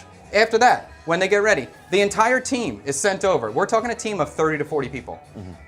Beyond them being sent over, being paid for with their airplanes and their lodging, their family is also brought over as well. Their children are also brought over as well. So they can live a balanced family lifestyle, which is all paid for, and the kids are given education as well. This is an incredible, one of a kind, first of its kind, culinary movement, culinary experience. And right before it's about to start, all the protests are happening. Rene Redzepi just stepped down as the head chef of Noma. He is no longer the head chef of Noma. And I don't want to see this empire, this incredibly important culinary history, die like this. That's crazy to me. So physical abuse, but it's not a fight? He punched, this is claims, I'm not sure. And it's not something I spend that much time on. And my opinion is more so on fine dining in general than Rene specifically, because I'm a fine dining kid. I love fine dining. I deeply respect it. So it's not specifically on Rene. Most of my stance is purely just on fine dining, and I support fine dining chefs, and I understand the challenges and the struggles of it. But he has, what do I say? Well, he has claims of abuse. So he has whatever. People punched a cook? Yeah, staff saying that he punched a cook in the side, I guess. I don't know what else. I know, and the physical abuse I'm never going to support. But the verbal abuse is where I'm like, I don't know where that line is. I don't know what verbal abuse is. I got yelled at all the time, every day. I think he's working in a kitchen is verbal abuse. I wouldn't have called it verbal abuse. I would have just called it kitchen. I would have called it kitchen life. And that may not, and again, like that may not be suitable to you, but it's suitable to me. I mean, it's not, how should I say that? Not suitable. It's a common reaction from high stress environments, and I, at the time, found it helpful to me grow. That's. There's a level to this too. It's not just any.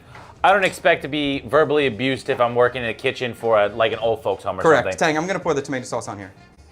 But if you're trying to be one of the best chefs in the world and you work in these types of restaurants, there's something that goes into that, you know. And I think young cooks are aware of that before they go in.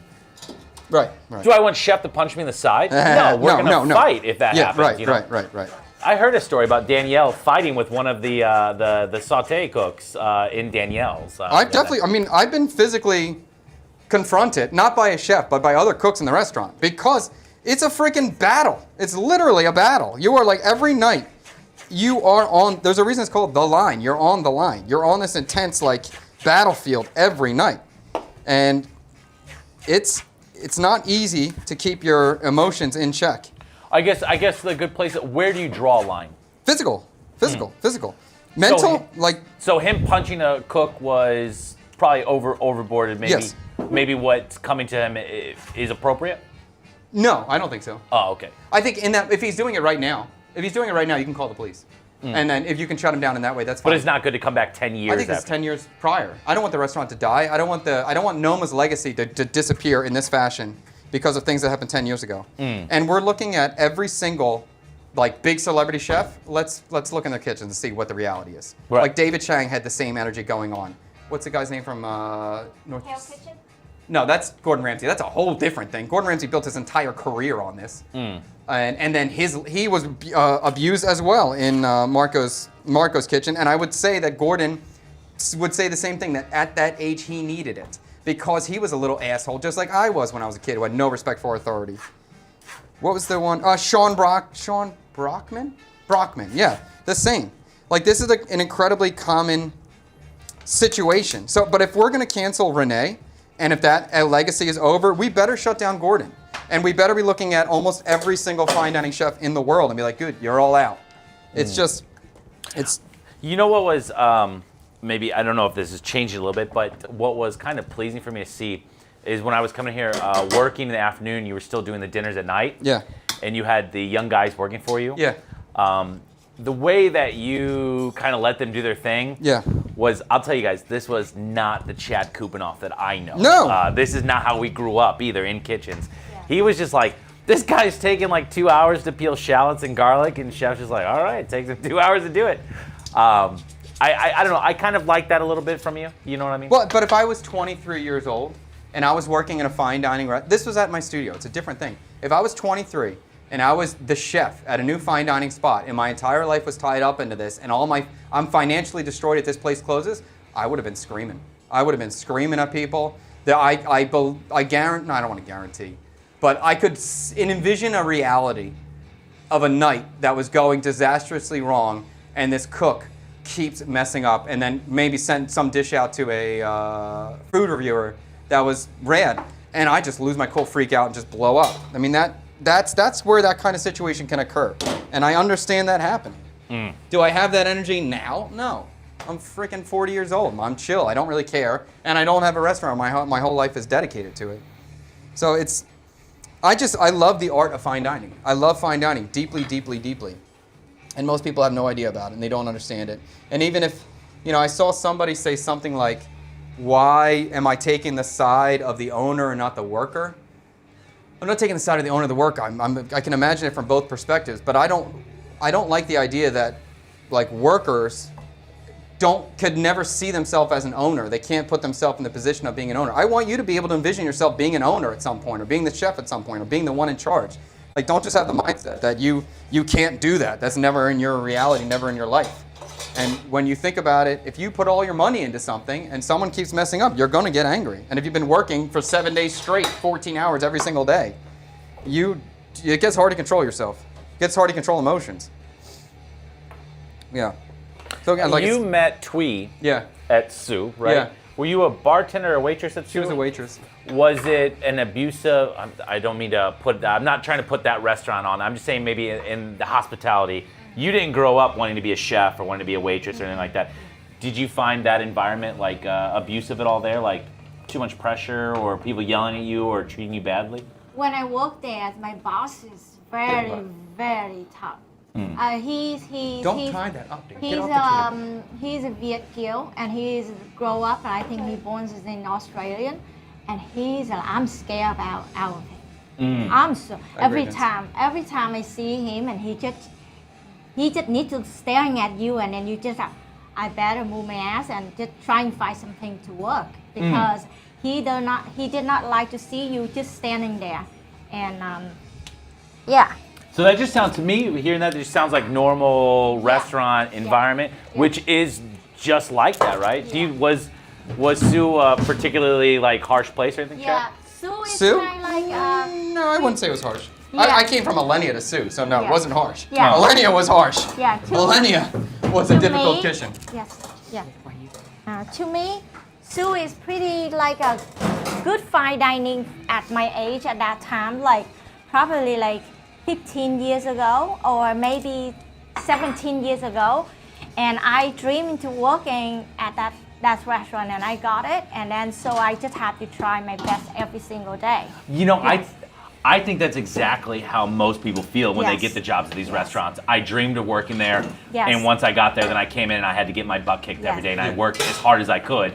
And that's why people leave those places and go on to do something very successful on their own. And even when You need the. Oh, you got when the- I was in America and I working for the like a Chinese restaurant, and my boss loved me because he said like I was just a hostess right in front of the house, but like every time they need something to do details, and he's always asked me to do it because he likes me, and when I never stand still.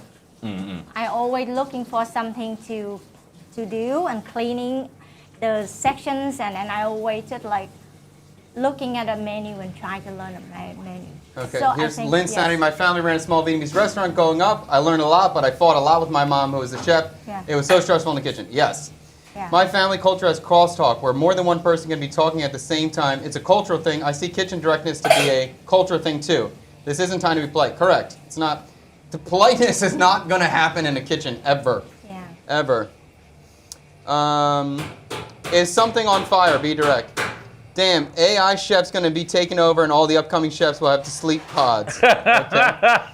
He was abusing front of the staff for it being their fault that something in the dining room went wrong. Well, it would be the front of the house. It would be the front of the house fault if something in the dining room went wrong, and it would be the back of the house's fault if something in the kitchen went wrong. Do you think cooks and chefs should wear boxing gloves and a mouth guard? No. That would be very hard to cook with gloves on.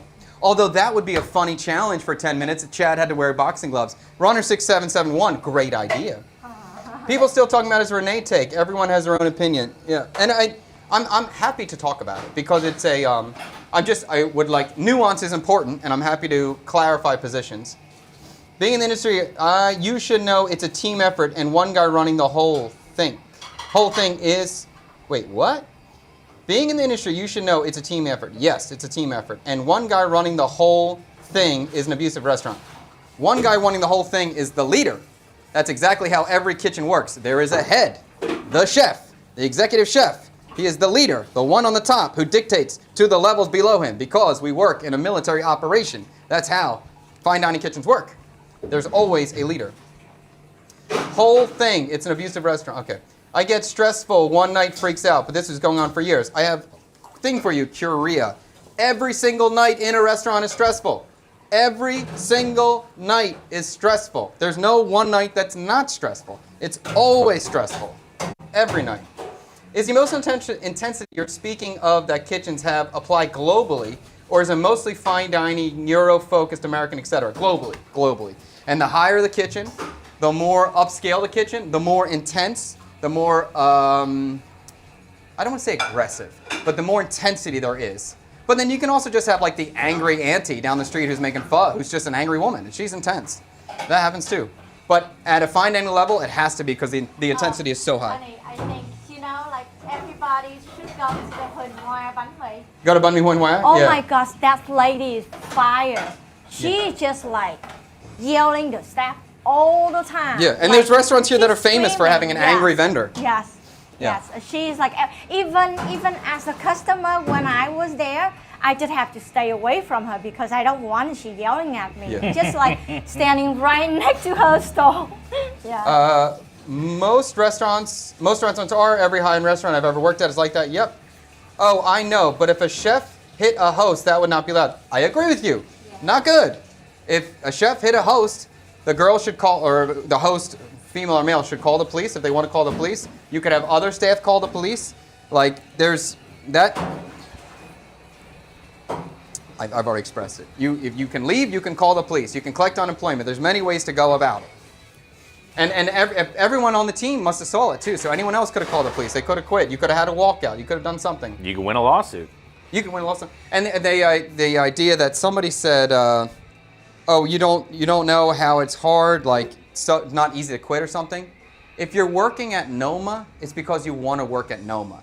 You're not working at Noma because you need a job or you want a job. And Noma's not paying you the highest rate you can get. You're working at Noma for a lower rate that you can get somewhere else because you specifically want to work at Noma under a chef Rene because you respect him and want to learn from him. So it's harder to stay there than it is to leave and go somewhere else. When I'm working at go ahead. Yeah, when I'm working at Zoo, and I think I did at my age, I said, oh, this is a really good job, good pay. But once I found, and I did not like it at all because I have to stay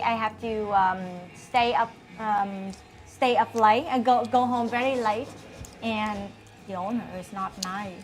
But once I got a new job, better job, I leave. Okay. Yes. Yeah, Yes. you didn't have to be there. Yeah. Oh, tofu going in, huh? Tofu's going. Okay, so this has been quite a exciting stream. So I've been a little distracted with the meatballs. They're a little darker than I Tank wanted. can't wipe the smile off his face he cracking after up? all the controversy you just put out. Oh, that's He's fine. so excited about it. I just need a YouTube video, so I need Chef to catch up. This YouTube video we're going to see. This might be the day I get a 2 from Frederick Wilson here. The meatballs were a little darker than I wanted. There's a little bit of a charred I saw that. bitterness in the background going on. So I have some concerns about that. I'm going to see if I can remove this guy right here. It's got a little burnt. Stir fry. I'll take care of that. I think it's going to work. Huh? What is the step that you do 2 bits? What's the steps that I've done? I'll do the VO later. You need it now? Okay. Oh, so far we've made our snail meatballs. We've seared the snail meatballs gently in pork fat at a low heat, but I did overcook them slightly. Don't tell anybody, they're a little bit burnt. There's a deepness and darkness in the background. I think I'm going to be able to make it work. I have a little bit of confidence. Let me pull these dark ones out. I have confidence. It's starting to like this char I'm tasting is starting to smooth out in here. Oh yeah, I have confidence those are burnt. Yeah. Those are good. But actually, I think it's going to be okay. It might not be okay. We're going to find out. So after the snail meatballs were seared, we took the remaining crab juice we had. We made a stock out of that. Pureed some tomatoes, boiled them and strained them, and now we've been cooking this for about 15 minutes, and that's where we're standing. So next, I want to make a topping. It's going to be interesting. Bunryu is always going to be served with tofu, and I was like, how do I incorporate tofu into this? So what I want to try to do is make like a tofu crumble that I'm going to fry with mamtom, the Vietnamese shrimp paste, as like a crunchy topping. That's the idea.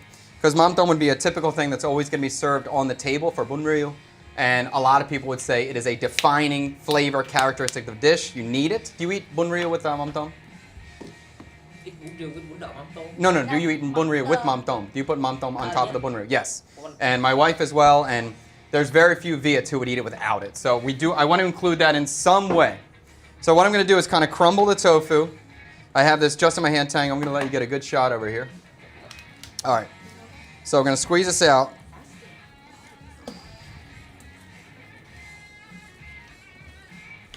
And I have this over the strainer just to let the moisture drain out. Any moisture that wants to drip, we're going to let it drip. And then I'm going to try to fry this. I have definitely some concerns about this too. I don't know how it's going to fry. But we'll find out. All right, so I like this crumble size. It's kind of looking like ricotta, or ricotta. All right.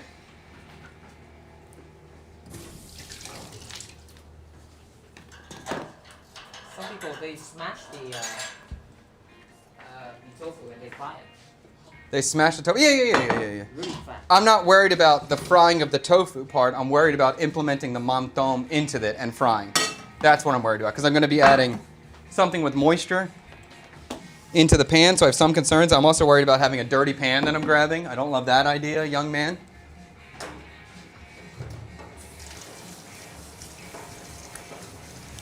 All right, let me just get a second to clean my son's pot.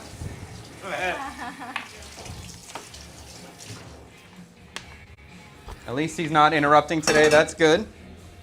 This dish is the best thing about the new studio at the house Tree can take as long as he needs to take to do the dishes. I can just tell him, go back downstairs and finish the dishes. They're not good. And he has a lot of chances. A lot of chances. What do you think of the new place?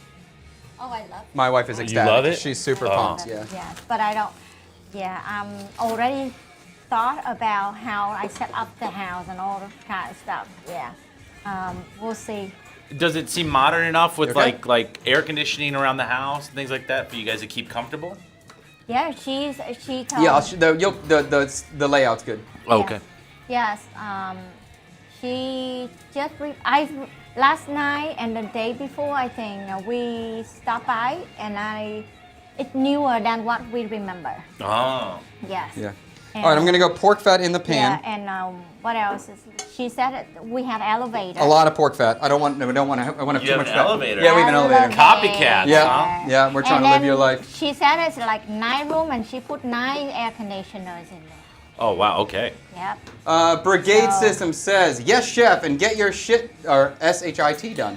Laugh out loud, fire, knives, no effing around. It's an intense and epic I know, environment. but I don't Hello, think can't so. stand the heat, get out of the kitchen. That Yep. is maybe. That's why people stay and want to work there. Okay, are you agreeing with me now? I don't understand. Can you cook some unique recipes made by AI? Someone brought that up as a strategy. It's a possibility. Could be a fun episode. Maybe we find maybe it might be better like cooking the 5 weirdest AI recipes. Maybe that would be a good title.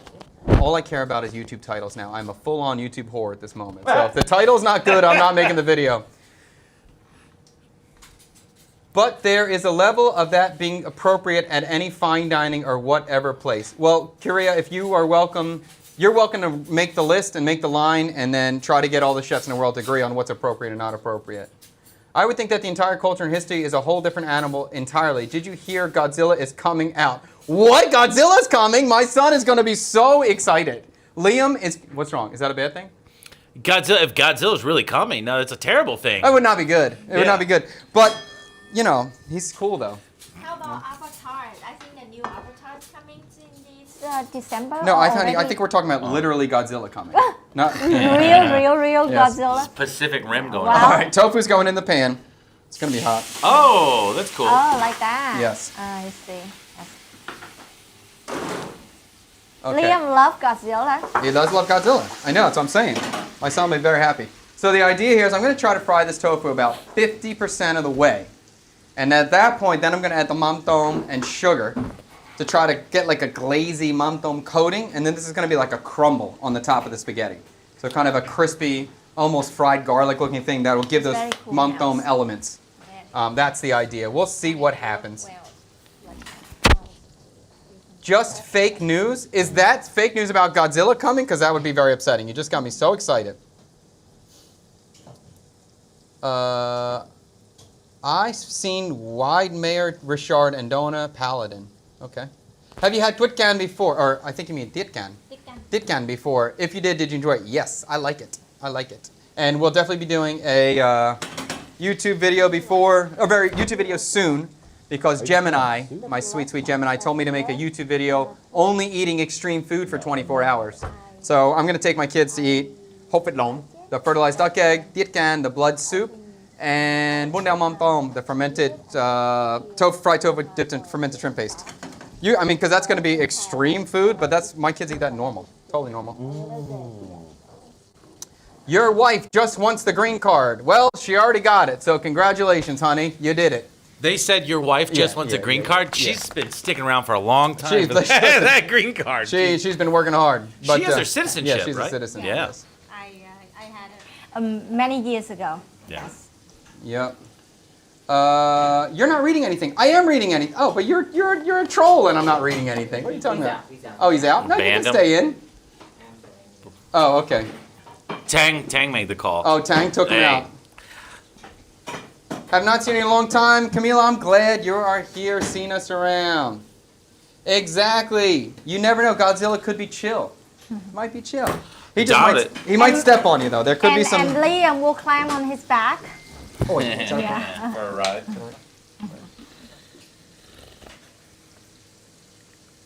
If you couldn't work the line, they would replace you. Yeah. Like if You know how I feel about this thing? If this was 10 years ago, I feel like it was a cook who had dreams and aspirations. They failed, and he's bitter, and now he's coming back 10 years later to exact some sort of revenge because things didn't work out the way he wanted.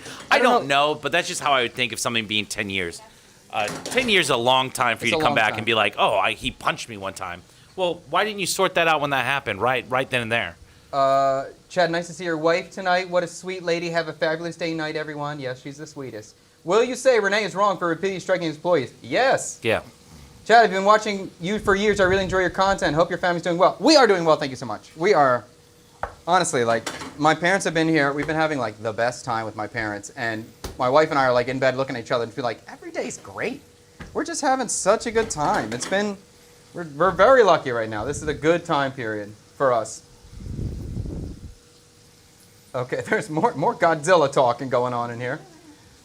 Why is everybody talking about Godzilla? I don't know. I don't know. I'm going to have to look it up. See, Let me see. Am I ready to go? Can I pull this together? Let's cut some stuff.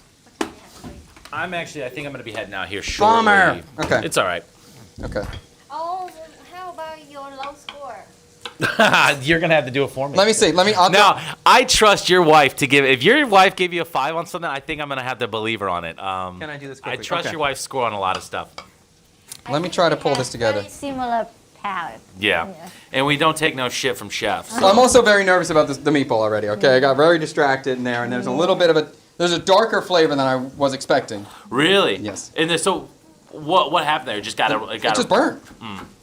It's not outrageous, and there's kind of a sourness and a brightness from the tomato, so it kind of could work as long with the lime and with candied chili. Now, so I have that bitterness going on, so my brain is like, okay, candied chili will be there to balance it, so I'm glad to have that. I was going to put a pickled chili on, but because of that dark flavor in there now, my brain is going to candied chili to help fight, to help create balance. So I think it can work. I'm going to drop pasta. I could probably get it out in 15 minutes if you can do it. You can't? I don't know. I'm all right, you do your thing. You do your thing. I'm going to get my teeth cleaned at 1:30. And then I gotta teach at 2:55. All right, well, let me try this. I'm gonna drop pasta. I'm gonna see if we can get this going. Well, I'm glad Twee came today for the Buon spaghetti. I think you told her to come, right? You said, I said that she should come, but then because I thought that's what you were doing on Monday. Okay, so let's start doing this. The tomato sauce is my biggest concern at the moment, and even in terms of viscosity, we'll see. Maybe I'm gonna have to add some cornstarch to it. I'll tell you what, this seems, looking at everything that's going on, I'm more excited about it than I thought I would Nice. be. Yeah. All right, so let's drop the pasta. I cook all of it? I don't need to cook all of it. This is a lot of pasta. Okay. I'll do a little more. I don't want to run out, all right? We can't run out of pasta. All right, pasta's going in. Let's salt the water. Honey, I bought the snails today at the market. I'm going to put him in the pond. Oh. Yeah. And look, they're starting to move. We got one who's alive.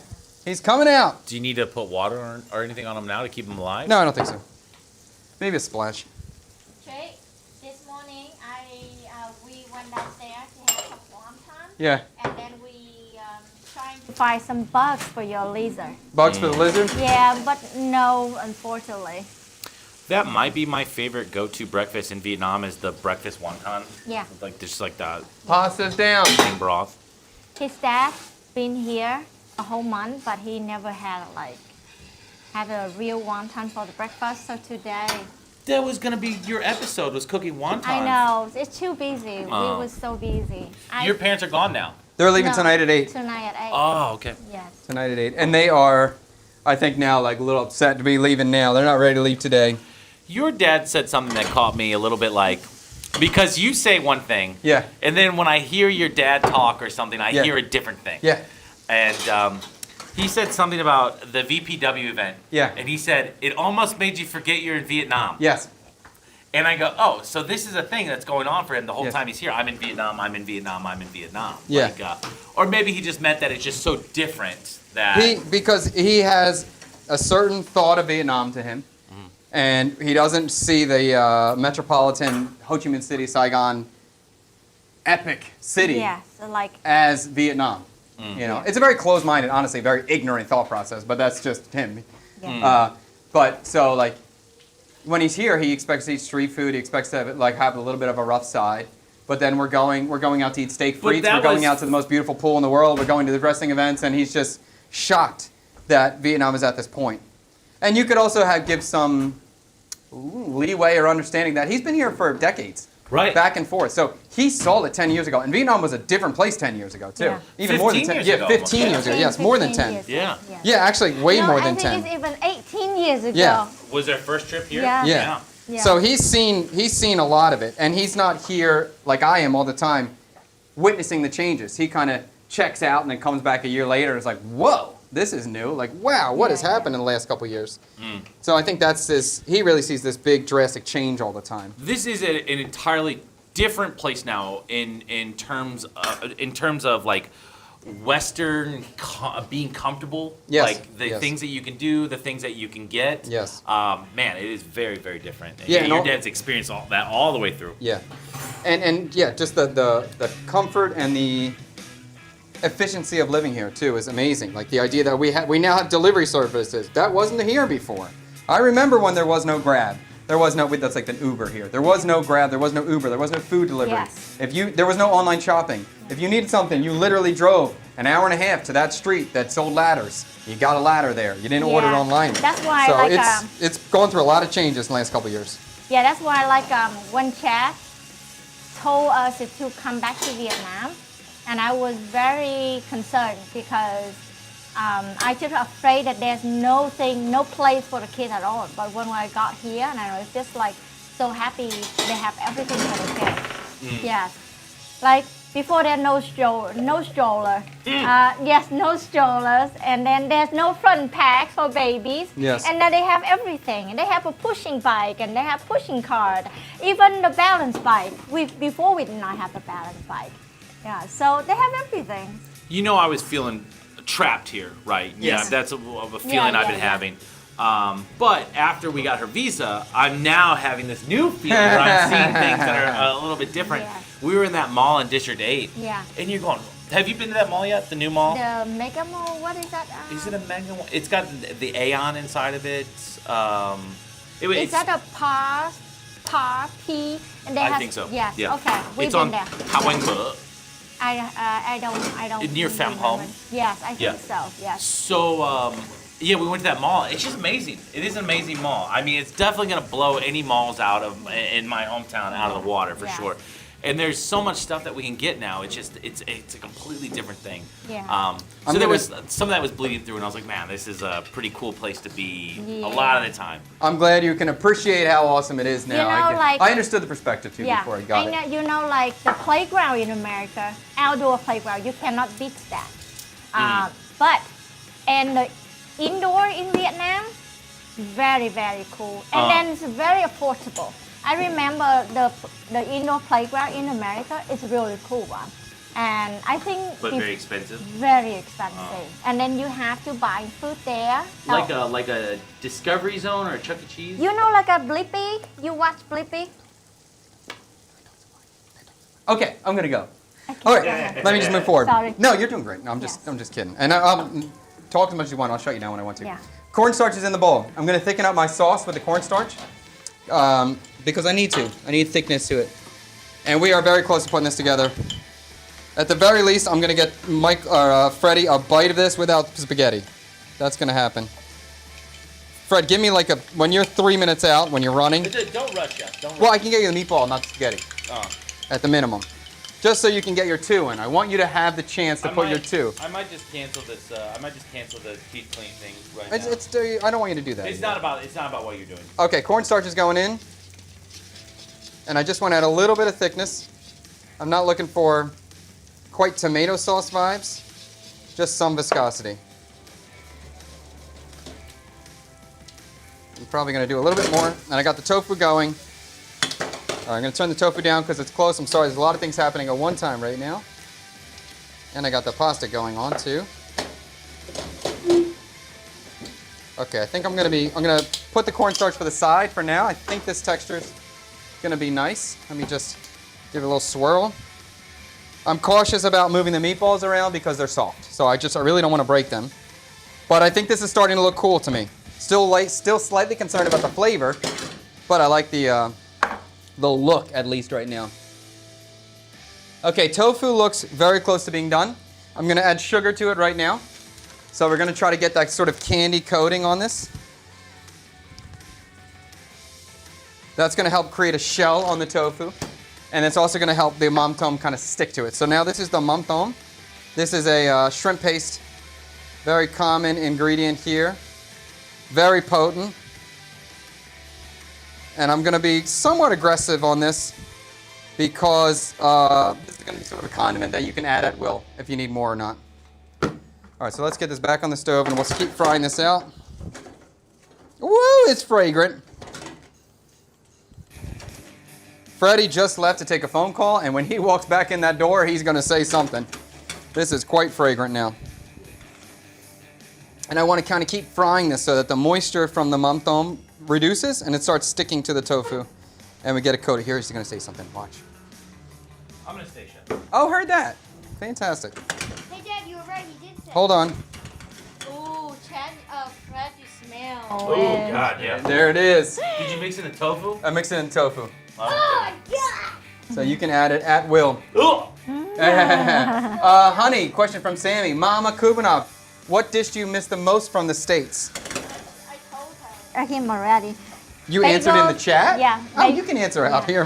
Bagels and lox. Bagels and lox. Oh. Well, your husband makes you bagels and Yeah. makes you lox as well. Yes. But you know what? With when Chad make a complete dish with a little bit of dill on top, cucumber, and tomato, and what the other pickle, a little Capers. Capers. So good. The country is moving towards a world superpower, man. Let's get back to cooking. Heard that? It is. It's a good place to be. It's a good place to be. Oh. Make like listening to a podcast. Awesome. Yeah, we try to keep it real, keep it natural. Okay. I'm sad that your mom and dad are leaving. I'm sad they're leaving. I think it's been Mama and Papa Kubanov. I think it's been great to have you guys. It's I been love great. coming over to the house and having you guys there. It's been so fun. Yeah. It has been great. You know, I still have hopes that they're going to change their flight tonight. No. I still have hopes. Papa has been talking about hiding Liam and Jay's in the suitcase because they keep asking for them to come over, go to America with them. Aw. Yeah.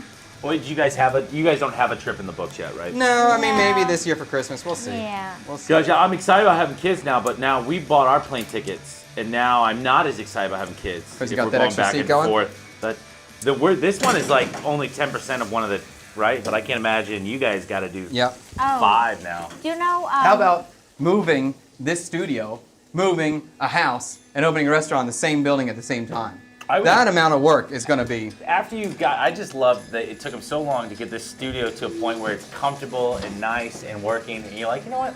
Let's move. Let's move this studio. This is Chad. This is how Chad is like. Yes. It's like a journey. It's always moving up. Like a moving. journey? Journey. Ah, yeah. yes. What are you gonna do with this air conditioner? I'm We taking will it. It's mine. take it. Oh. That's ours. What are you gonna do with this giant light? But you don't need it in your spot? I think we have an air conditioner in every room. We'll see. Oh, you're gonna need probably extra ones than the one that you're cooking. Yeah, we'll Yeah. see. And even on the rooftop, the attic, we're talking about maybe they just want to have another. There's going to be a live streaming live gaming studio on the. stream We have an attic game, floor. So maybe they will do that. Very too. cool. Oh, that's Yeah. cool. All right, so we're just waiting for the pasta to cook. We got about 3 minutes on that I'm pasta. leaving the house. You guys are going into a house. Yeah. Yeah. Yeah. Maybe this is your new beginning. It's our new beginning. Maybe it's your new You're not beginning. gonna fire Okay. horse what it means. It's the new fire horse. I'm the fire rabbit. Are you a rabbit? Mm. Ah. I'm a rabbit. I'm just trying to look at this tofu and trying to fry it now. Can See you if the- fry some of the mum tum off of it? No, I can't do that. I'm a wood goat. Your wood goat. Oh, that's cool. And that kind of comes off as a. It's What is weird to that? say We're gonna wood do more goat. sugar. I'm on earth mine. I think so. Earth mouth. Dad read the description of the earth goat and it's exactly me. What's your dad? A fire tiger? I'm a fire tiger, yeah. That sounds about right. Yeah, Par for the it course is. there. It definitely is. Okay, add a little bit more sugar to the tofu. It was salty. My daughter was. And the texture is not ideal yet, and more sugar will add more crispiness, more crackliness, so that's what I'm looking for. 95. You should go in March or October when flights are half off. Yeah, big difference in cost. I think Fred just booked his tickets already. I did. I did. And we looked before the gas prices went up recently. I looked at tickets. They're not that much. There's not much of a difference. No. I think I paid 5,000 more for my banh mi today. I paid $5,000 more at Banh Mi Deli. That's what I just paid. Yeah. I went banh mi deli today, and the banh mi was 5,000 more because of fuel costs today. So my my banh mi, whether that was 45,000 dong, today was 50,000. So that was pretty interesting to see. I mean, not the banh mi at Banh Mi Deli. They have a little sign that says it's 5,000 more. They put S&P. What does S&P mean? I don't know. Is it something to do with gas? S and P. S&P. 5,000. It was 5,000 S&P extra for the banh mi. 500? No, it's not the stock market. All right, let's test the spaghetti one more time. I thought that was like a name of like sản phẩm. So SP. Oh, yeah, okay, maybe it's just SP. SP together. It's like products. Yes, it's like products. Okay, the pasta's almost done. Let's check this sauce. Let's see. Is this gonna work out? I'm excited about, burnt snail spaghetti. That's burnt snail balls. Burnt snail ball spaghetti. It's not. I didn't even know snails had balls. I think it's gonna work. I think it's gonna work. Okay, cool. All right, let's strain this out. Do I have a strainer? Yeah. All right, so I just want to make sure the pasta is really close, a couple seconds. I want to just make sure the texture on the tofu is there.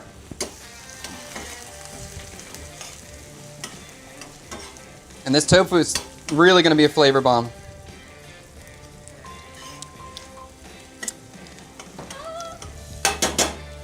A little sweet, salty, funky. This is one of these dishes, I know Fred's going to eat this and he's going to go, this is just weird. Like, it's going to take a few bites for this to come together because it's very spread out in terms of flavors. Things are divided, things are separated. If it does feel like that, would we say that we have yet to find a dish where Bún Rio has successfully combined with... I'm not saying it's unsuccessful, I'm just saying the flavors are spread. They will come together in your mouth. Unsuccessful? No, they will come together in your mouth. Don't worry, it will come in your mouth. I know, because it's on the same spoon, Chad, but I would say like the gumbo, the Bún Rio gumbo was not exactly a win. You can agree on that, right? It wasn't exactly... No, it wasn't exactly a win, no. So if this is not exactly a win, it would be, we still haven't found where Bún Rio can be combined with another cuisine or dish yet. But I also don't think that the Bún Rio gumbo couldn't be made successfully on a second attempt, or this one. I think this one's gonna work. Even if it doesn't work today, I know this dish can be But we have found solid. for the other dishes that have been combination dishes, we have found some success. Yeah. Although I would say your cum tam is, that one was debatable. All right, let's stop talking about previous dishes, okay? Let's stay focused on the snail balls, okay? I'm gonna strain this out. Here we go. I didn't know snails have balls. They do when Chef Chad Kubanov's in the kitchen, young man. Oh! Okay, and we're gonna serve this like old school spaghetti house style because my friend from Minnesota, this is how he eats his spaghetti. You mean saucy? Huh? No sauce for you. You know, you're not getting I any love a sauce. saucy spaghetti. I know you love I'm glad I wore a white shirt today. Let's do this bowl. Seriously. Yeah, he's gonna get stained up. Let's I put love it white together. color, but it's just so scary. So scary. Here, I'm gonna make you a baby bowl, okay? Here we go. Are you ready for Oh my God. the situation? The situation. The situation is happening. Look at Tree. Set up the table. Oh, Wow. dude, Tree, I dude. don't want to get your shirt dirty. Dude, yeah, thank you, Tree. Got a point on my book. I'm nervous. Who do you think was a better dishwasher at Tree's age, Chad or Tree? Me. You? Yeah. I think. Well, how about between Actually, Chad I take that back. I take that back. Chad and Twee? Her. I have a feeling Twee was outworking your ass. when Because she was I didn't work in a kitchen until I was 14. So, and Tree's 10, so he's got a head start on me. Oh. This age, I mop the floor, I sweep the floor, do the dishes, I wash the clothes, do the laundry with my hand. Mm. There's no washing machine. All Chad was doing was, "Mommy." I don't think I was doing much. But at 14, I started working in the kitchen, so that was. Fred, But is this not working? Is this not a suitable? do you have a bigger one? Oh, do we have the napkin? Oh yeah. Can I have a napkin? I wish. Yeah. A tablecloth. I'm sorry. I'm not that fat, Twee. You need a whole I don't need a tablecloth? tablecloth to wear the napkin. Okay. I do wish we had something. You do have a napkin, right? We do. You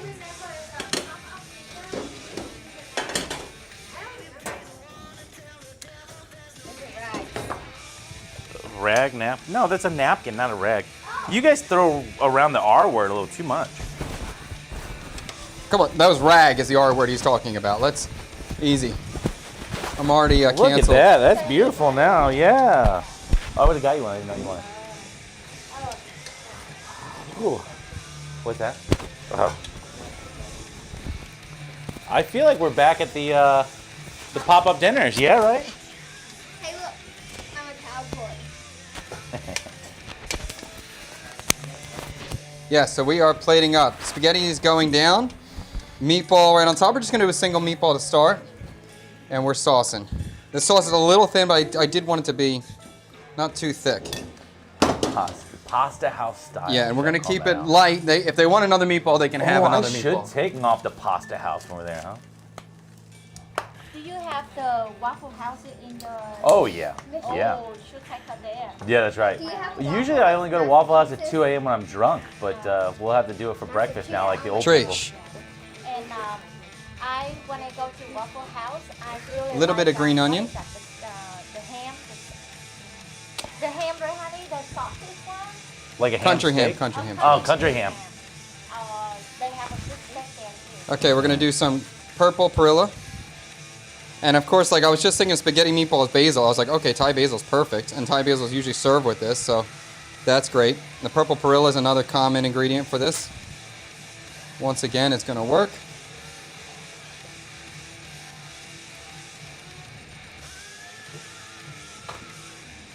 Tang will make another B-roll one for you later. Okay, don't be stressed. It's exciting. Okay. We're gonna get some of our toasted tofu crumbles. I kind of like these dishes where chef doesn't feel as confident as he normally does. I Sometimes, like that. I'll tell you, a lot of times during pop-up dinners when I was doing these tasting menu stuff, dishes that I was concerned about really went over well. And that always was difficult. You know, it's hard to put something up that you're like, I'm not sure. But then you get like positive feedback, you're like, okay, I guess Remember, that's I cool. prefer no mum tum tofu. Really, none? Stay here. Yeah, I prefer none. All right, I'm gonna put on the side. All right, so that's hers. I'm telling you, missing an element, okay? I You're gonna understand. eat my element without my full completed thing. But at the Bunryu restaurant, I am allowed to not put You are. mum tum in my Bunryu. So. All right, I am gonna recommend that you do squirt lime on this too, so. Please do. Of course, I love a little bit of the chili sugar. Especially for this, because I've already been talking about how deep the flavor is. I want a little bit of brightness. All right, let's see. This man's getting this one. This lady is getting this one. Ooh, And then this. style. Oh, here, I'll show you a little bit. Here you go. This is for a tree. That's a tree one. All right, let me get you lime. I do recommend lime. I think you should be doing lime here. I think you do a good job putting pasta in a bowl, chef. Thank you very much. Yay. I'm a good bowl guy. You don't have the water spinach? I'll tell you what, I know how to pack a bowl. You don't have any water spinach. No, I don't have any water spinach. I didn't feel that was necessary for this. Well, Maybe I need more herbs. Maybe you just need to eat it as the chef gave it to you, okay? Maybe just taste it as the chef presents it. This is gonna be my Hi, favorite. Joey. Oh, do you have a spork or anything? Did Tree provide any silverware? I'm giving Twee a 10. I love Twee's action. Yeah, put lime on it. Here, Fred, let me give you a little crumble. You can see if you like the crumble. Yeah, Nice spaghetti. give it to me on the side here. It Yeah, looks I got great, you on the though. side. Wow. It looks so good. I mean, it looks like Italian spaghetti, right? It's pretty damn. It doesn't taste like spaghetti. Okay.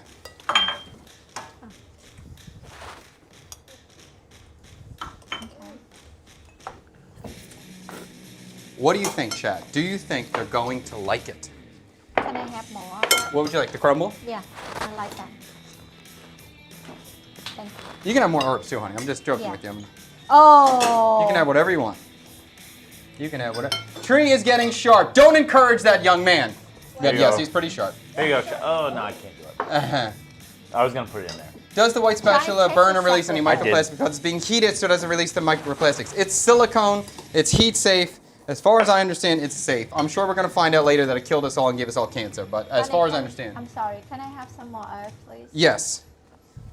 Tang, we're out of light. It does have some fermentation to it. Snail balls are the main priority. Tree, you're alfalfa from Little Rascals. We have to watch Little Rascals. We have to watch Little Rascals. He will love it. I think we watched it when he was probably 2 or 3. He doesn't remember. I went to culinary school. I went to culinary art school. I cook at a restaurant now, but you make me want to cook different foods. I love to hear that. That's Yeah. fantastic. Yes, if I can encourage you, that's fantastic. Fantastic. Don't feel bad for Tree. If He's, I he's could've- learning work ethic. That's If I good. could have taken what I've learned just sitting here watching you on these Wednesdays and Fridays I come in, Yeah. when I was a 21-year-old cook, Yeah. I could have been a much better cook. I might have maybe even had stayed a chef because I maybe would have seen a direction that maybe interested me at the time, and I could have pushed towards that or That's something. cool. That's cool. Dad, Yes. Friend, you need more earth. Definitely. Dad, if Yes. you find those today, can we go to the studio later for the live stream? Herb me up. What? If he signed the lease today, can we? No, if we sign the lease today, we're going to have dinner. None of Papa are leaving, so we got to do it. A stressful kitchen may be a sign of a system failure, not a requirement of an industry if workflow is respected and menu isn't over ambitious. A restaurant can be rhythmic and peaceful places to be. I disagree. I feel like this is just written by people that have never worked in kitchens. Yes, like there, What do you think? you're saying a menu isn't over ambitious. Every fine dining menu is ambitious. Every single fine dining menu is ambitious. You're trying to tell a story. You're trying to create something. You're trying to create an emotional response. It is an artistic form. It's always ambitious at a fine dining level. There is no over ambitious. Like this is we're opening a banh mi shop. Why Okay, does it keep falling we down? should be able to create. I don't even want to say peaceful, but we should be able to create a rhythmic working environment that we have a pattern and a flow. But yeah, like this is not a stressful. A stressful kitchen is not a sign of some systematic failure. No, it's not. It is just a reality Is it? of producing and being expected to have a consistent standard of food every single day for every single plate that's sent out the door.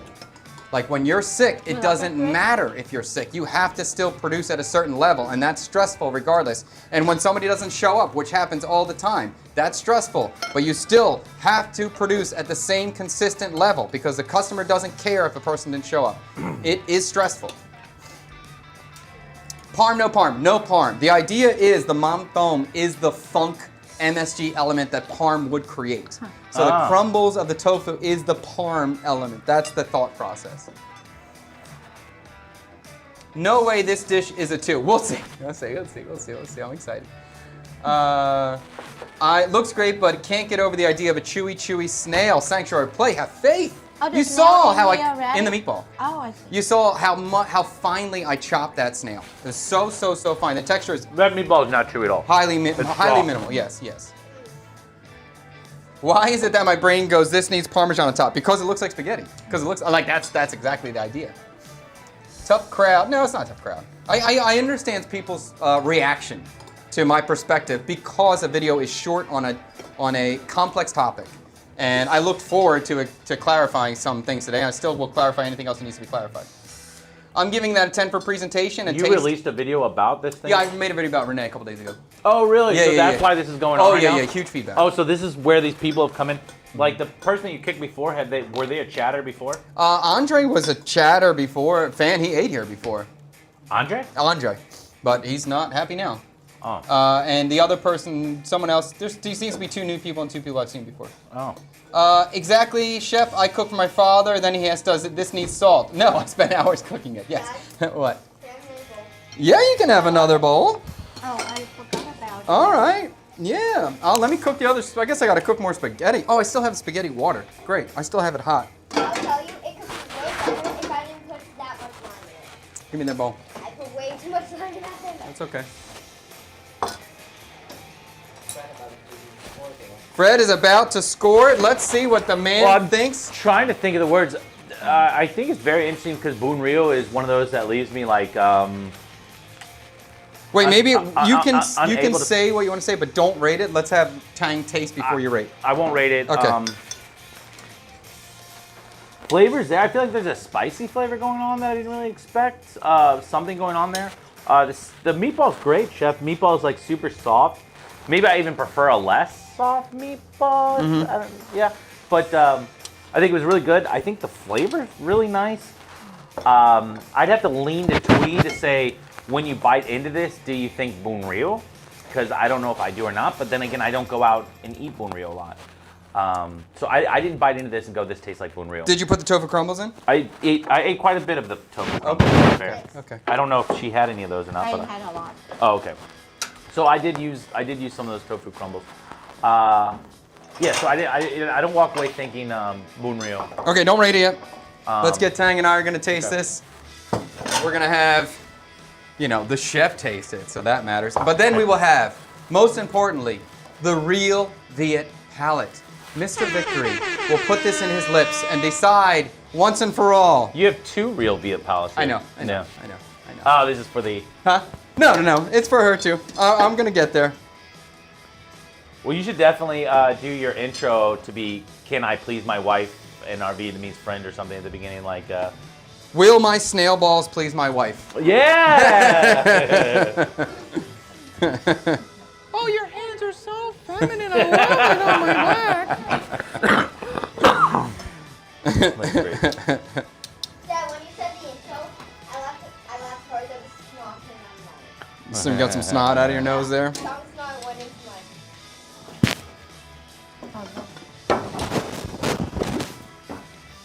I don't know if I just heard my wife say amazing. I don't know if that's the word I just heard. I said, my mic fell down. That's why I said, oh no. Oh, I wish you would have just said it's amazing. You right? Go. Okay. And look at the TikTok viewers are getting behind the scenes. Don't worry, that's fine. You TikTok viewers, you get a unique shot that the rest of the stream does not see. I thought you guys were always streaming on TikTok. You didn't have TikTok every once in a while gives us major problems and doesn't work with our whole setup, and then we just have to stream straight from the phone. So TikTok viewers get one shot of the phone, and they don't get the better audio. But we're still happy that you're watching anywhere you want to watch. You want to watch on TikTok, you're welcome to. Or maybe even have a TikTok view stream and another stream so you can see all the different angles and get that unique TikTok view too. All right. You can move to the other platform to watch different angles. If you want. Yeah. I want to ask if Jay would demolish this too. Jade, I bet you she would like it. She would be pumped and then she would taste it and she might say, Daddy, this don't taste like spaghetti. Does she love spaghetti meatball? Top. Maybe the number one. By the way, there's good souvlaki on order on Grab. We got souvlaki last night. It's pretty damn good. And if you type in souvlaki, it's the only one that comes up. So you'll find it. There's not many options. I feel bad. I don't know where the Sinbad place that was over here went to, but that place, Is it gone? Yeah. Oh, bummer. Sinbad was pretty good. Sinbad was great. I really enjoyed it. What's in that? That The was place actually that has the wraps. Korean meets Greek. Oh, I used to do it. Tang, how excited are you? Great. You look great. Yeah. Looks like spaghetti meatball, right? All right, let's do some tofu on top. And we're good to go. This is Oh, Ash, where else to watch? You can watch it on YouTube, Twitch, and Kick we also stream on, and of course TikTok. Any of those other platforms will be perfectly acceptable. You like it, right? Tree's on bowl number 2. Surprising, and he already had a taco beat today, so that is surprising. I know that. But that's good the young man's growing. the tofu is the most exciting one. The tofu crumble, you like that part? So obviously, we'll taste it, and you want to add anything else on top, go for it. And yeah, we all love a good candy chili. I wonder, can I just put candy chilies in a jar and will it be shelf stable? Can I sell this? You gotta sell it. This is a signature. I really like the one that's in your fridge at home. I think that's quite nice. Oh, the chili jam. Yeah, that's a sick one, yeah. That's really good. Yeah, we'll definitely. Do you have some in your house? No. Didn't I give you a big hunk of it? No, you did not. Oh, I thought I gave you a big old spoon pile. Somebody we gave a... Who was it? Regardless, that's Maybe okay. Mikey. Depends. Oh, I think someone who came in here before for a dinner, I gave them a big thing to take home. Okay. We're good, young man. Get you a little lime. Depends. Hold on. I recommend the lime on here. So Tang and I are going to give this a taste. As we're tasting it, we'll get ratings from the other people. And we did have a large super chat last week. So Friday we will be doing the Viet Tapas. Viet Tapas. Oh, really? Yes. When did that come in? Monday? Yesterday. So I think it was somebody gave a $100 or $200. Yesterday? Yeah. You mean Monday? Monday. Oh, yeah, okay. Viet Tapas. Viet Tapas. I am excited about that. Yeah, I think it's pretty cool. It'll be fun to play with. Okay. And I'll get you another one for B-roll. So you get what you need to try this thing out. Yeah. Well, you know, that's actually interesting because I think what people think of as tapas and what tapas actually is are two different things. Noshing, 100% people don't know what fine dining is. That's a true statement. That's a true statement. It needs lemongrass. All snails need lemongrass and ginger. I don't thank you with the gas stove. Somebody's always watching my gas stove. This angle is weird. On TikTok, I get it. You know, honestly, it's an afterthought right now because they're super annoying. I'll move you in a second. I don't want to get in front of his camera. I'll move you in a second. I think it's better. We're going to work on the camera. Second serve must be great. Would JD demolish his dish? Yes. I'm Sicilian and my Anglo great-grandmothers had very different opinions about what verbal abuse was. I take loud and direct Sicilian over quiet and passive-aggressive Anglo every time. Respect starts in the home. Your comment, it happens all around the world, is the same, and you are 100% wrong. My opinion and feeling, I don't understand what you're saying.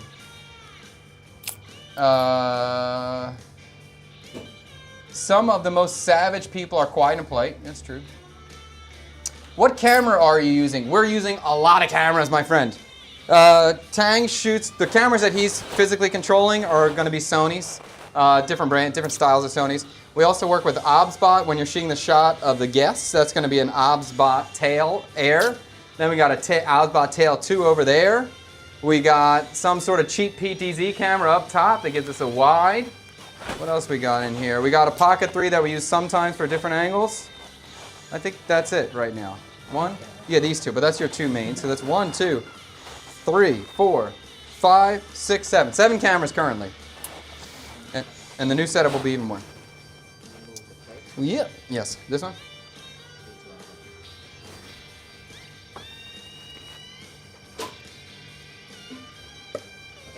Okay, we're gonna taste the thing. Finally! Korean meets Greek, and it's halfway across the work. My heart is broken. I want that. Okay. Can you make pate show? Yeah. Is this for Viet cable television? This is for my YouTube channel. It's pretty crazy what we're doing, but we're doing it. Can we get a setup tour when the new place is set up? Absolutely, 100%. We are finally going to taste this thing. Let's try it. We're not going to taste it yet. We're finally going to taste this thing. Okay, now we're going to taste it. Fantastic. And TikTok, I'm sorry. I'm going to move you guys. Give you a little different angle now since we're not cooking and we're doing a different setup. Try to give you a good Tang shot. Sorry, TikTok. Let's just all send a message to TikTok and be like, yo, TikTok, please don't make it hard for Chad to stream. And please work with other programs.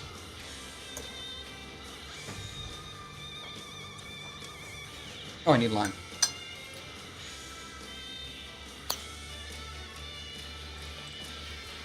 Okay, we're tasting. You guys can, hold on, I guess let's get a bite and then we'll see what they think.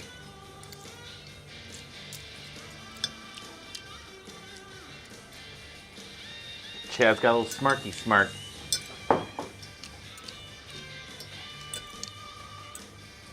Put lime on.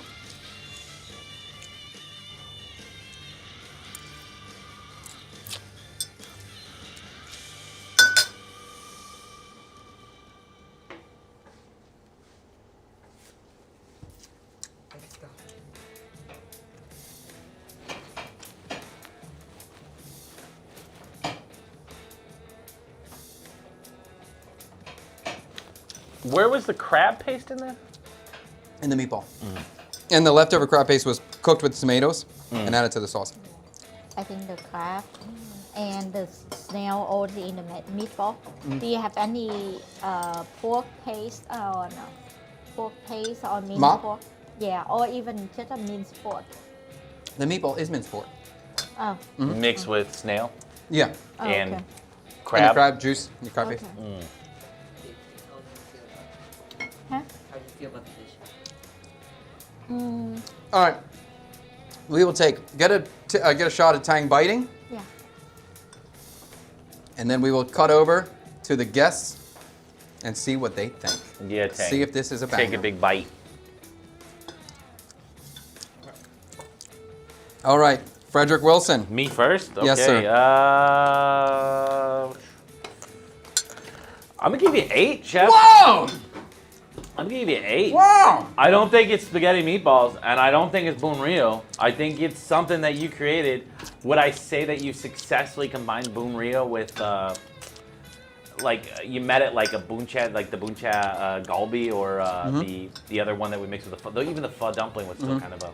Anyway, it's an 8. Whatever it is, it's an 8. I definitely like it much better than the bun rio gumbo. Good. Interesting. Hold on. Honey? 8 too. Really? Oh. Yes. It's good. I agree that I need more herbs, and I like the little tofu and what is that? Mắm tôm together in here. Everything combined together. The sauce actually is not bun rio, but when you eat the meatball and everything combined together, you will have a little bit of bun rio because the crab meat is like the real taste of it. It was good dish, and I give it an 8. But it's not a bun rio. Oh, okay. Okay? Yes. Okay. A teeny tiny bit. Probably I think it's like 30% of the bun rio. And I will say, when she told me add more herbs, that was a Yes. great call. Yes. Adding more herbs to it was really nice. Yeah. Okay. Tree? I'm gonna give Whoa! Oh, wow. Yes. Cutting to the tree cam. 9. I think We're I- slowing the I draw. think Hold on. All right, hold it up, Tree. Oh, he's trying. Right here, Trick. Right here. Thanks. 9-5 from the young man. Exciting. It's good, but Fred wrote it doesn't taste like bun rio. Oh, okay. What do you like about it? It's sweet. It's Okay. savory. The texture is great. The noodles are cooked well. Okay. Well, I appreciate you. The noodles are cooked well. Was there some spice in there besides just the chili on top? No. No, really? No. It's just good. It's just I think it's the sear of the meatball is what you're picking up. Mm. It's just good. I liked it. I feel like it could be. I feel like it could taste a little more like a bun rio also. Just for the moving setups, we're just signing a new location. This entire studio is just going to be picked up and moved to a new spot. So it's still going to look the same. The background's probably going to be white though. Yeah, it's gonna work exactly like that. Okay, let's get Tang's opinion. I think Let's it's the see other what way, the the other- Vietnamese man thinks of this Vietnamese little bit fusion longer. dish. Straighten up. Okay. But the same width. You got a what? Remember. Hold on. Let's see what Tang's going here. Oh, he doesn't have a mic. Yeah. Oh, he needs a mic. Hold on.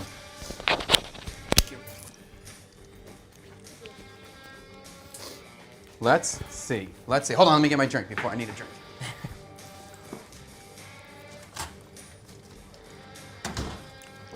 Okay, go ahead, young man. I'm very curious what you think about this. I kind of agree with Tree and Fred because it doesn't taste like bun rio, but it's good. It's darker than bun rio. Yes. And I kind of like that. Uh-huh. And I feel like you have a cheat code because this.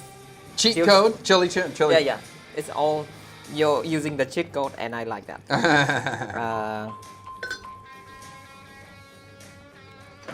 Hold on. Camera issues. You didn't push a button. Did you push a button? No. Okay, don't push any buttons over there. I'll also go to look at the I trust Tree's palate. It's not encouraged by what it should taste like. It's not encouraged by what it. Oh, I see. It's just a very open palate. Yeah, I get your thought idea. Go ahead. I think if you give another person and don't say they have snail in here, yes, they have snail in here, they probably would not know there's snail in here. Yeah, no one's gonna be turned off by this in any way. The snail is rounding so fine that you doesn't even notice that. Yes. The meatball is great. Yeah. I'll give it an A. How about the fried tofu? Do you like that? The crispy tofu? You like that? Okay. I think you're missing the tăm mỡ. But Yeah. this is kind of that texture. Okay, yeah, fine. You I can like disagree. that. You can disagree. It's like the tofu that you make on a pop-up that you brine in the. Oh yes. Oh, I forgot about that one. Oh, that's why the bone reels like similar, like maybe about 30% of the What, the mum? Go ahead. 8.5. 8.5. This is, better than expected. For me, no, I'm just joking, not a 3. For me, it's a 7.5. 7.5. Maybe this way. I think this is it. 7.5, 7.5. I like it. I think it's cool. I love the presentation. I like the way it looked. The only problems going on with it, it does need a lot of herbs, but I didn't want to throw a lot of herbs on for the garnish. I really wanted to look like meatball, Italian meatball. So it's like, this is the kind of thing like, hey, they're just going to be better with a pile of herbs, but it's going to lose the aesthetic that I'm going for. So what do? Basically just serve it the pretty way and put herbs on the side like we did. So it should be eaten with a crap ton of herbs. I agree with that. I like the meatball texture. Actually, I really like everything about it. The thing I don't like is that I burnt the balls. So there's a deepness and darkness that occurs, and I think that's the problem that's taking away the bunryu effect, the bunryu flavor, because there's this new addition of darkness that is unexpected. But, this is where years of experience works, because I know, okay, I have darkness, I know how to work with that. So I was able to recover it with the candied chilies, with the lime, and just the seasoning of the sauce. So I think I'm confident that if I cook this again without a true sear on the balls, this would be great, and more bunryu essence would come out. I still think this tastes like bunryu. I still think, they're saying 30%. I think this is more than 50% bunryu to me. I love the fried tofu. I think that worked out super well. They're super crispy. That was great. Yeah, not quite a banger, but really banger potential. I think this has banger potential. And I love the way it looks. I love that it looks Italian. And even at this moment, it doesn't really taste Italian. It doesn't really taste that Viet either. It kind of tastes somewhere in between. Is it Chad dish? It's a chatter. It's a chatter. Yes. What do you think to make it more like bone reel? Not to cook these balls so dark. Oh. Because there's a new flavor in there that bunryu doesn't have. Bunryu doesn't have any darkness. But I like that flavor. I like it too. That might be why you got the 8 from me. actually. Yeah, I mean, it doesn't taste bad. It doesn't taste bad. It just took it to a different direction. More depth would. Yeah, it's the difference between boiling a piece of meat and roasting a piece of meat. They're both good, but they're different. So, Victoria Lee Price, is that plate? Do you yes, think- it is. It's my wife. Yes, it's my wife. Do you think it would be better without such a dark sear? I think it would be more appropriate for bunryu. Do I think it would be better? No, I can't say better. It'd just be different. It'd it was be different. nice that way. Yeah, Really I like it. I think it works. I like it. And I love the fried tofu and the lime and the chili.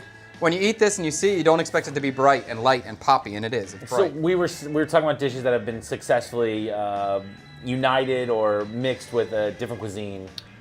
Would you think that you've done bunryu successfully now? No, not yet. I think this dish would be a successful bunryu dish if I cook the balls appropriately. Why do you feel like bunryu is a little bit trickier than nail something like buncha or pho?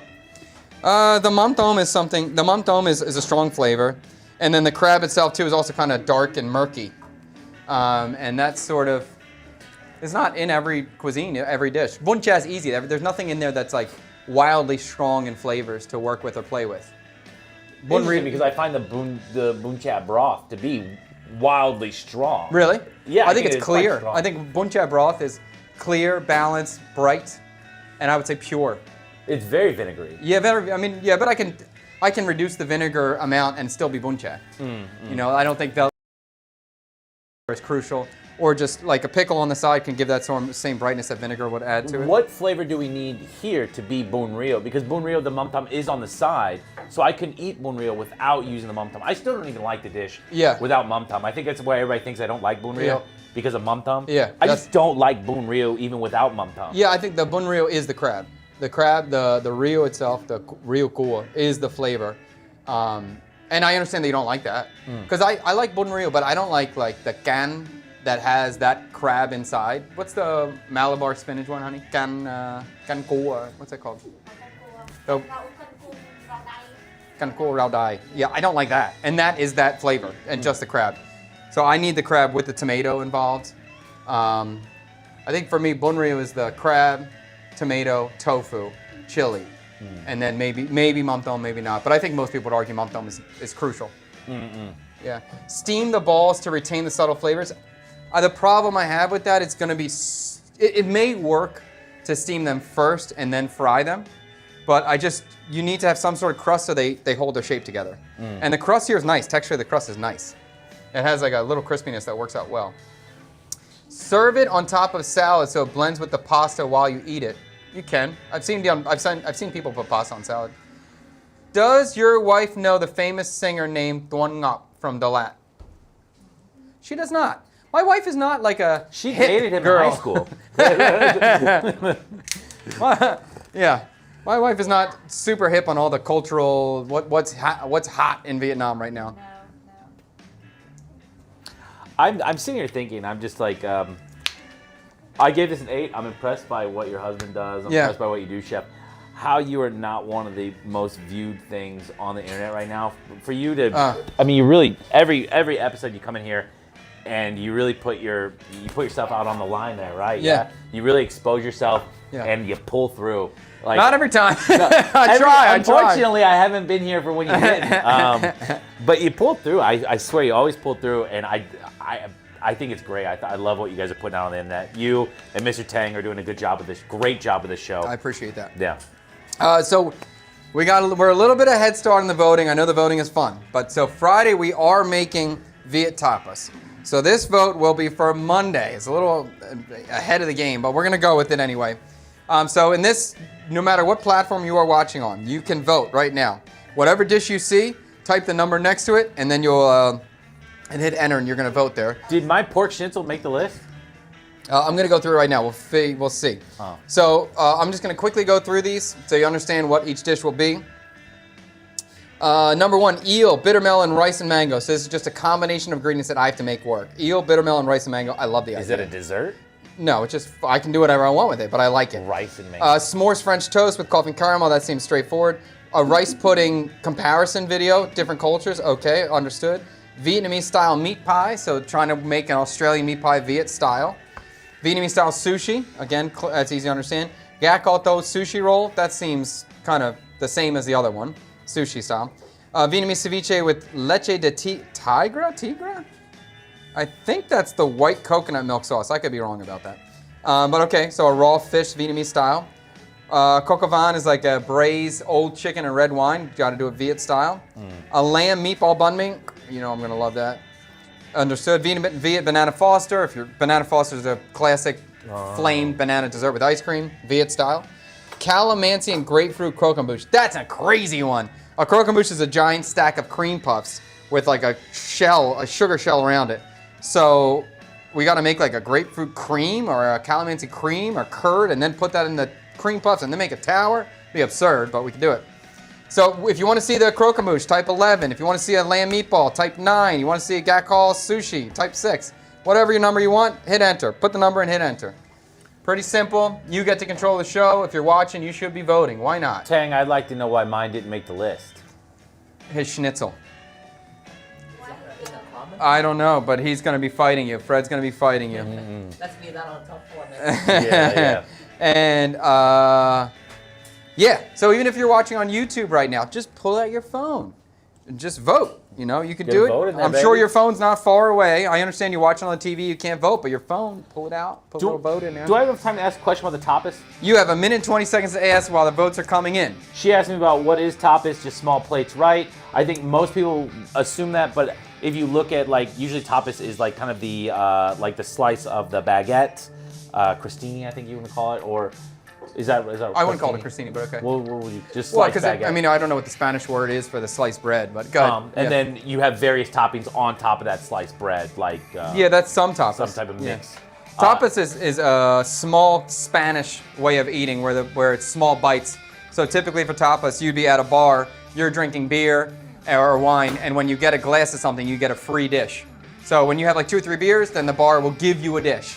And it could be fried potatoes, it could be eggs and potatoes. Depending on how long you stay, the dishes get more expensive. Depending on how well of a customer you are, you might get some more premium ingredients. But it's kind of this very cool drinking culture where you get snacks for free as you're drinking. And you move across the bars, and each bar has a different type of tapas. It can be, right? yeah. You can bar hop. But tapas has now grown into just being like small bites. Anything is tapas. I would not interpret this challenge or whatever you want to phrase it as small bites. I would be inspired by Viet Spanish fusion and making Spanish tapas, somehow incorporating Viet into that. That's how I'm interpreting this. That's how I'm going to go for it. So I'm going to look at classic Spanish tapas offerings. Can you name one? Yeah. There's like, I think is it papas fritas? I don't remember. It's a little fried potato with like a spicy mayonnaise on top. Okay. Like a smoked paprika mayonnaise. So there's definitely going to be a fried potato thing I'm going to do. There's probably going to be some sort of octopus thing. We see octopus things happen. You're mentioning bread, so yeah, that probably makes sense. There'll probably be some sort of sliced bread with something on top. And, you know, we can make a tortilla. Maybe I can make a Spanish tortilla, but not potatoes. Maybe taro. It could be kind of cool. Or yucca. We use a different starch. How many dishes do you think you're going to make total? 4 to 5. Huh. Yeah, I'll try to do that. Maybe 3 at the minimum. At least 3.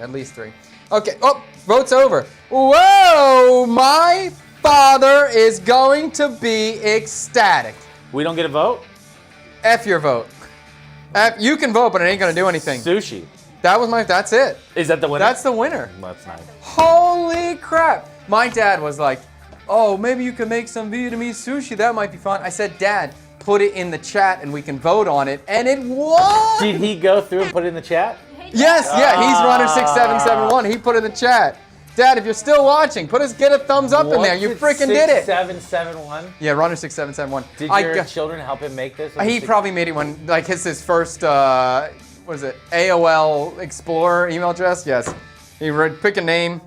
He's not much of a runner, and now he needs to be swimmer 6771. He's no more runner 6771. Craig Kubanoff, I guess you're gonna have to change your flight because Monday we're making Vietnamese sushi. Wow. Wow. And my kids are gonna be here Friday. for that. My kids got it. No, Friday we gotta do Viet Tapas. tapas. Okay. Monday Viet sushi.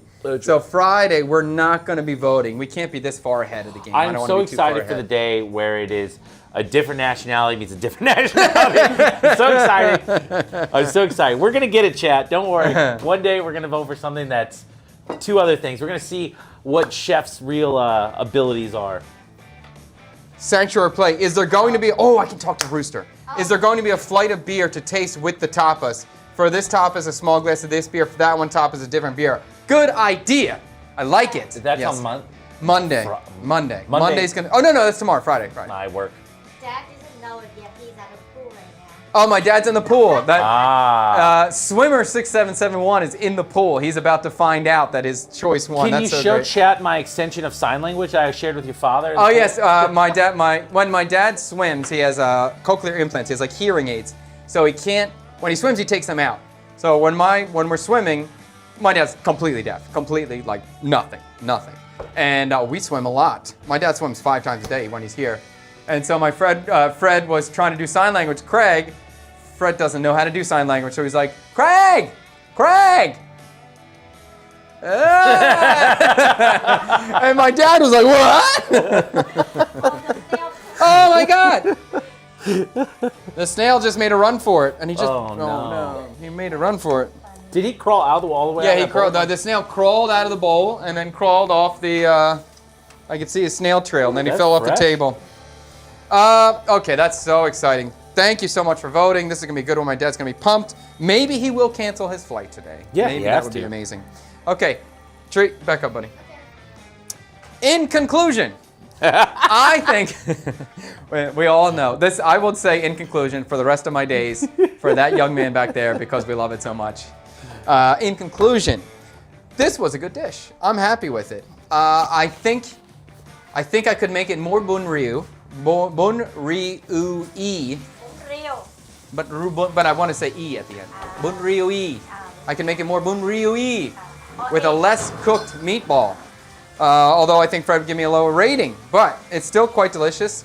And I hope if you watch my content, if you get into this, you start to see how cooking is a skill set, and you learn as you experience and as you taste and as you screw up. And I could have easily said, this is a screw up. Oh no, throw this away and start over. Or I could say, you know what? I know how to make this work. I've worked with this before. I've experienced this before. I think I can tie this into itself. So a screw up can lead you into a new direction or create a whole new flavor profile that you didn't expect. That could be great. So even if you start messing up with something, don't give up. Keep pushing forward. Keep pushing forward. You may make something really cool. And if not, and you screw up completely, you can try again tomorrow. Yes, if you enjoyed this video, subscribe to the channel. Please give me a comment down below. Could be anything. Chad, you're great. Chad, you suck. Chad, I hate everything you say and really disagree with your opinion. Fantastic. Help us with the algorithm, please. If you want to go on a food tour with me, check out chadkubanoff.com. Until next time, see you later. Peace. Bye-bye. Okay. Fantastic. Oh, I'm so excited about the sushi.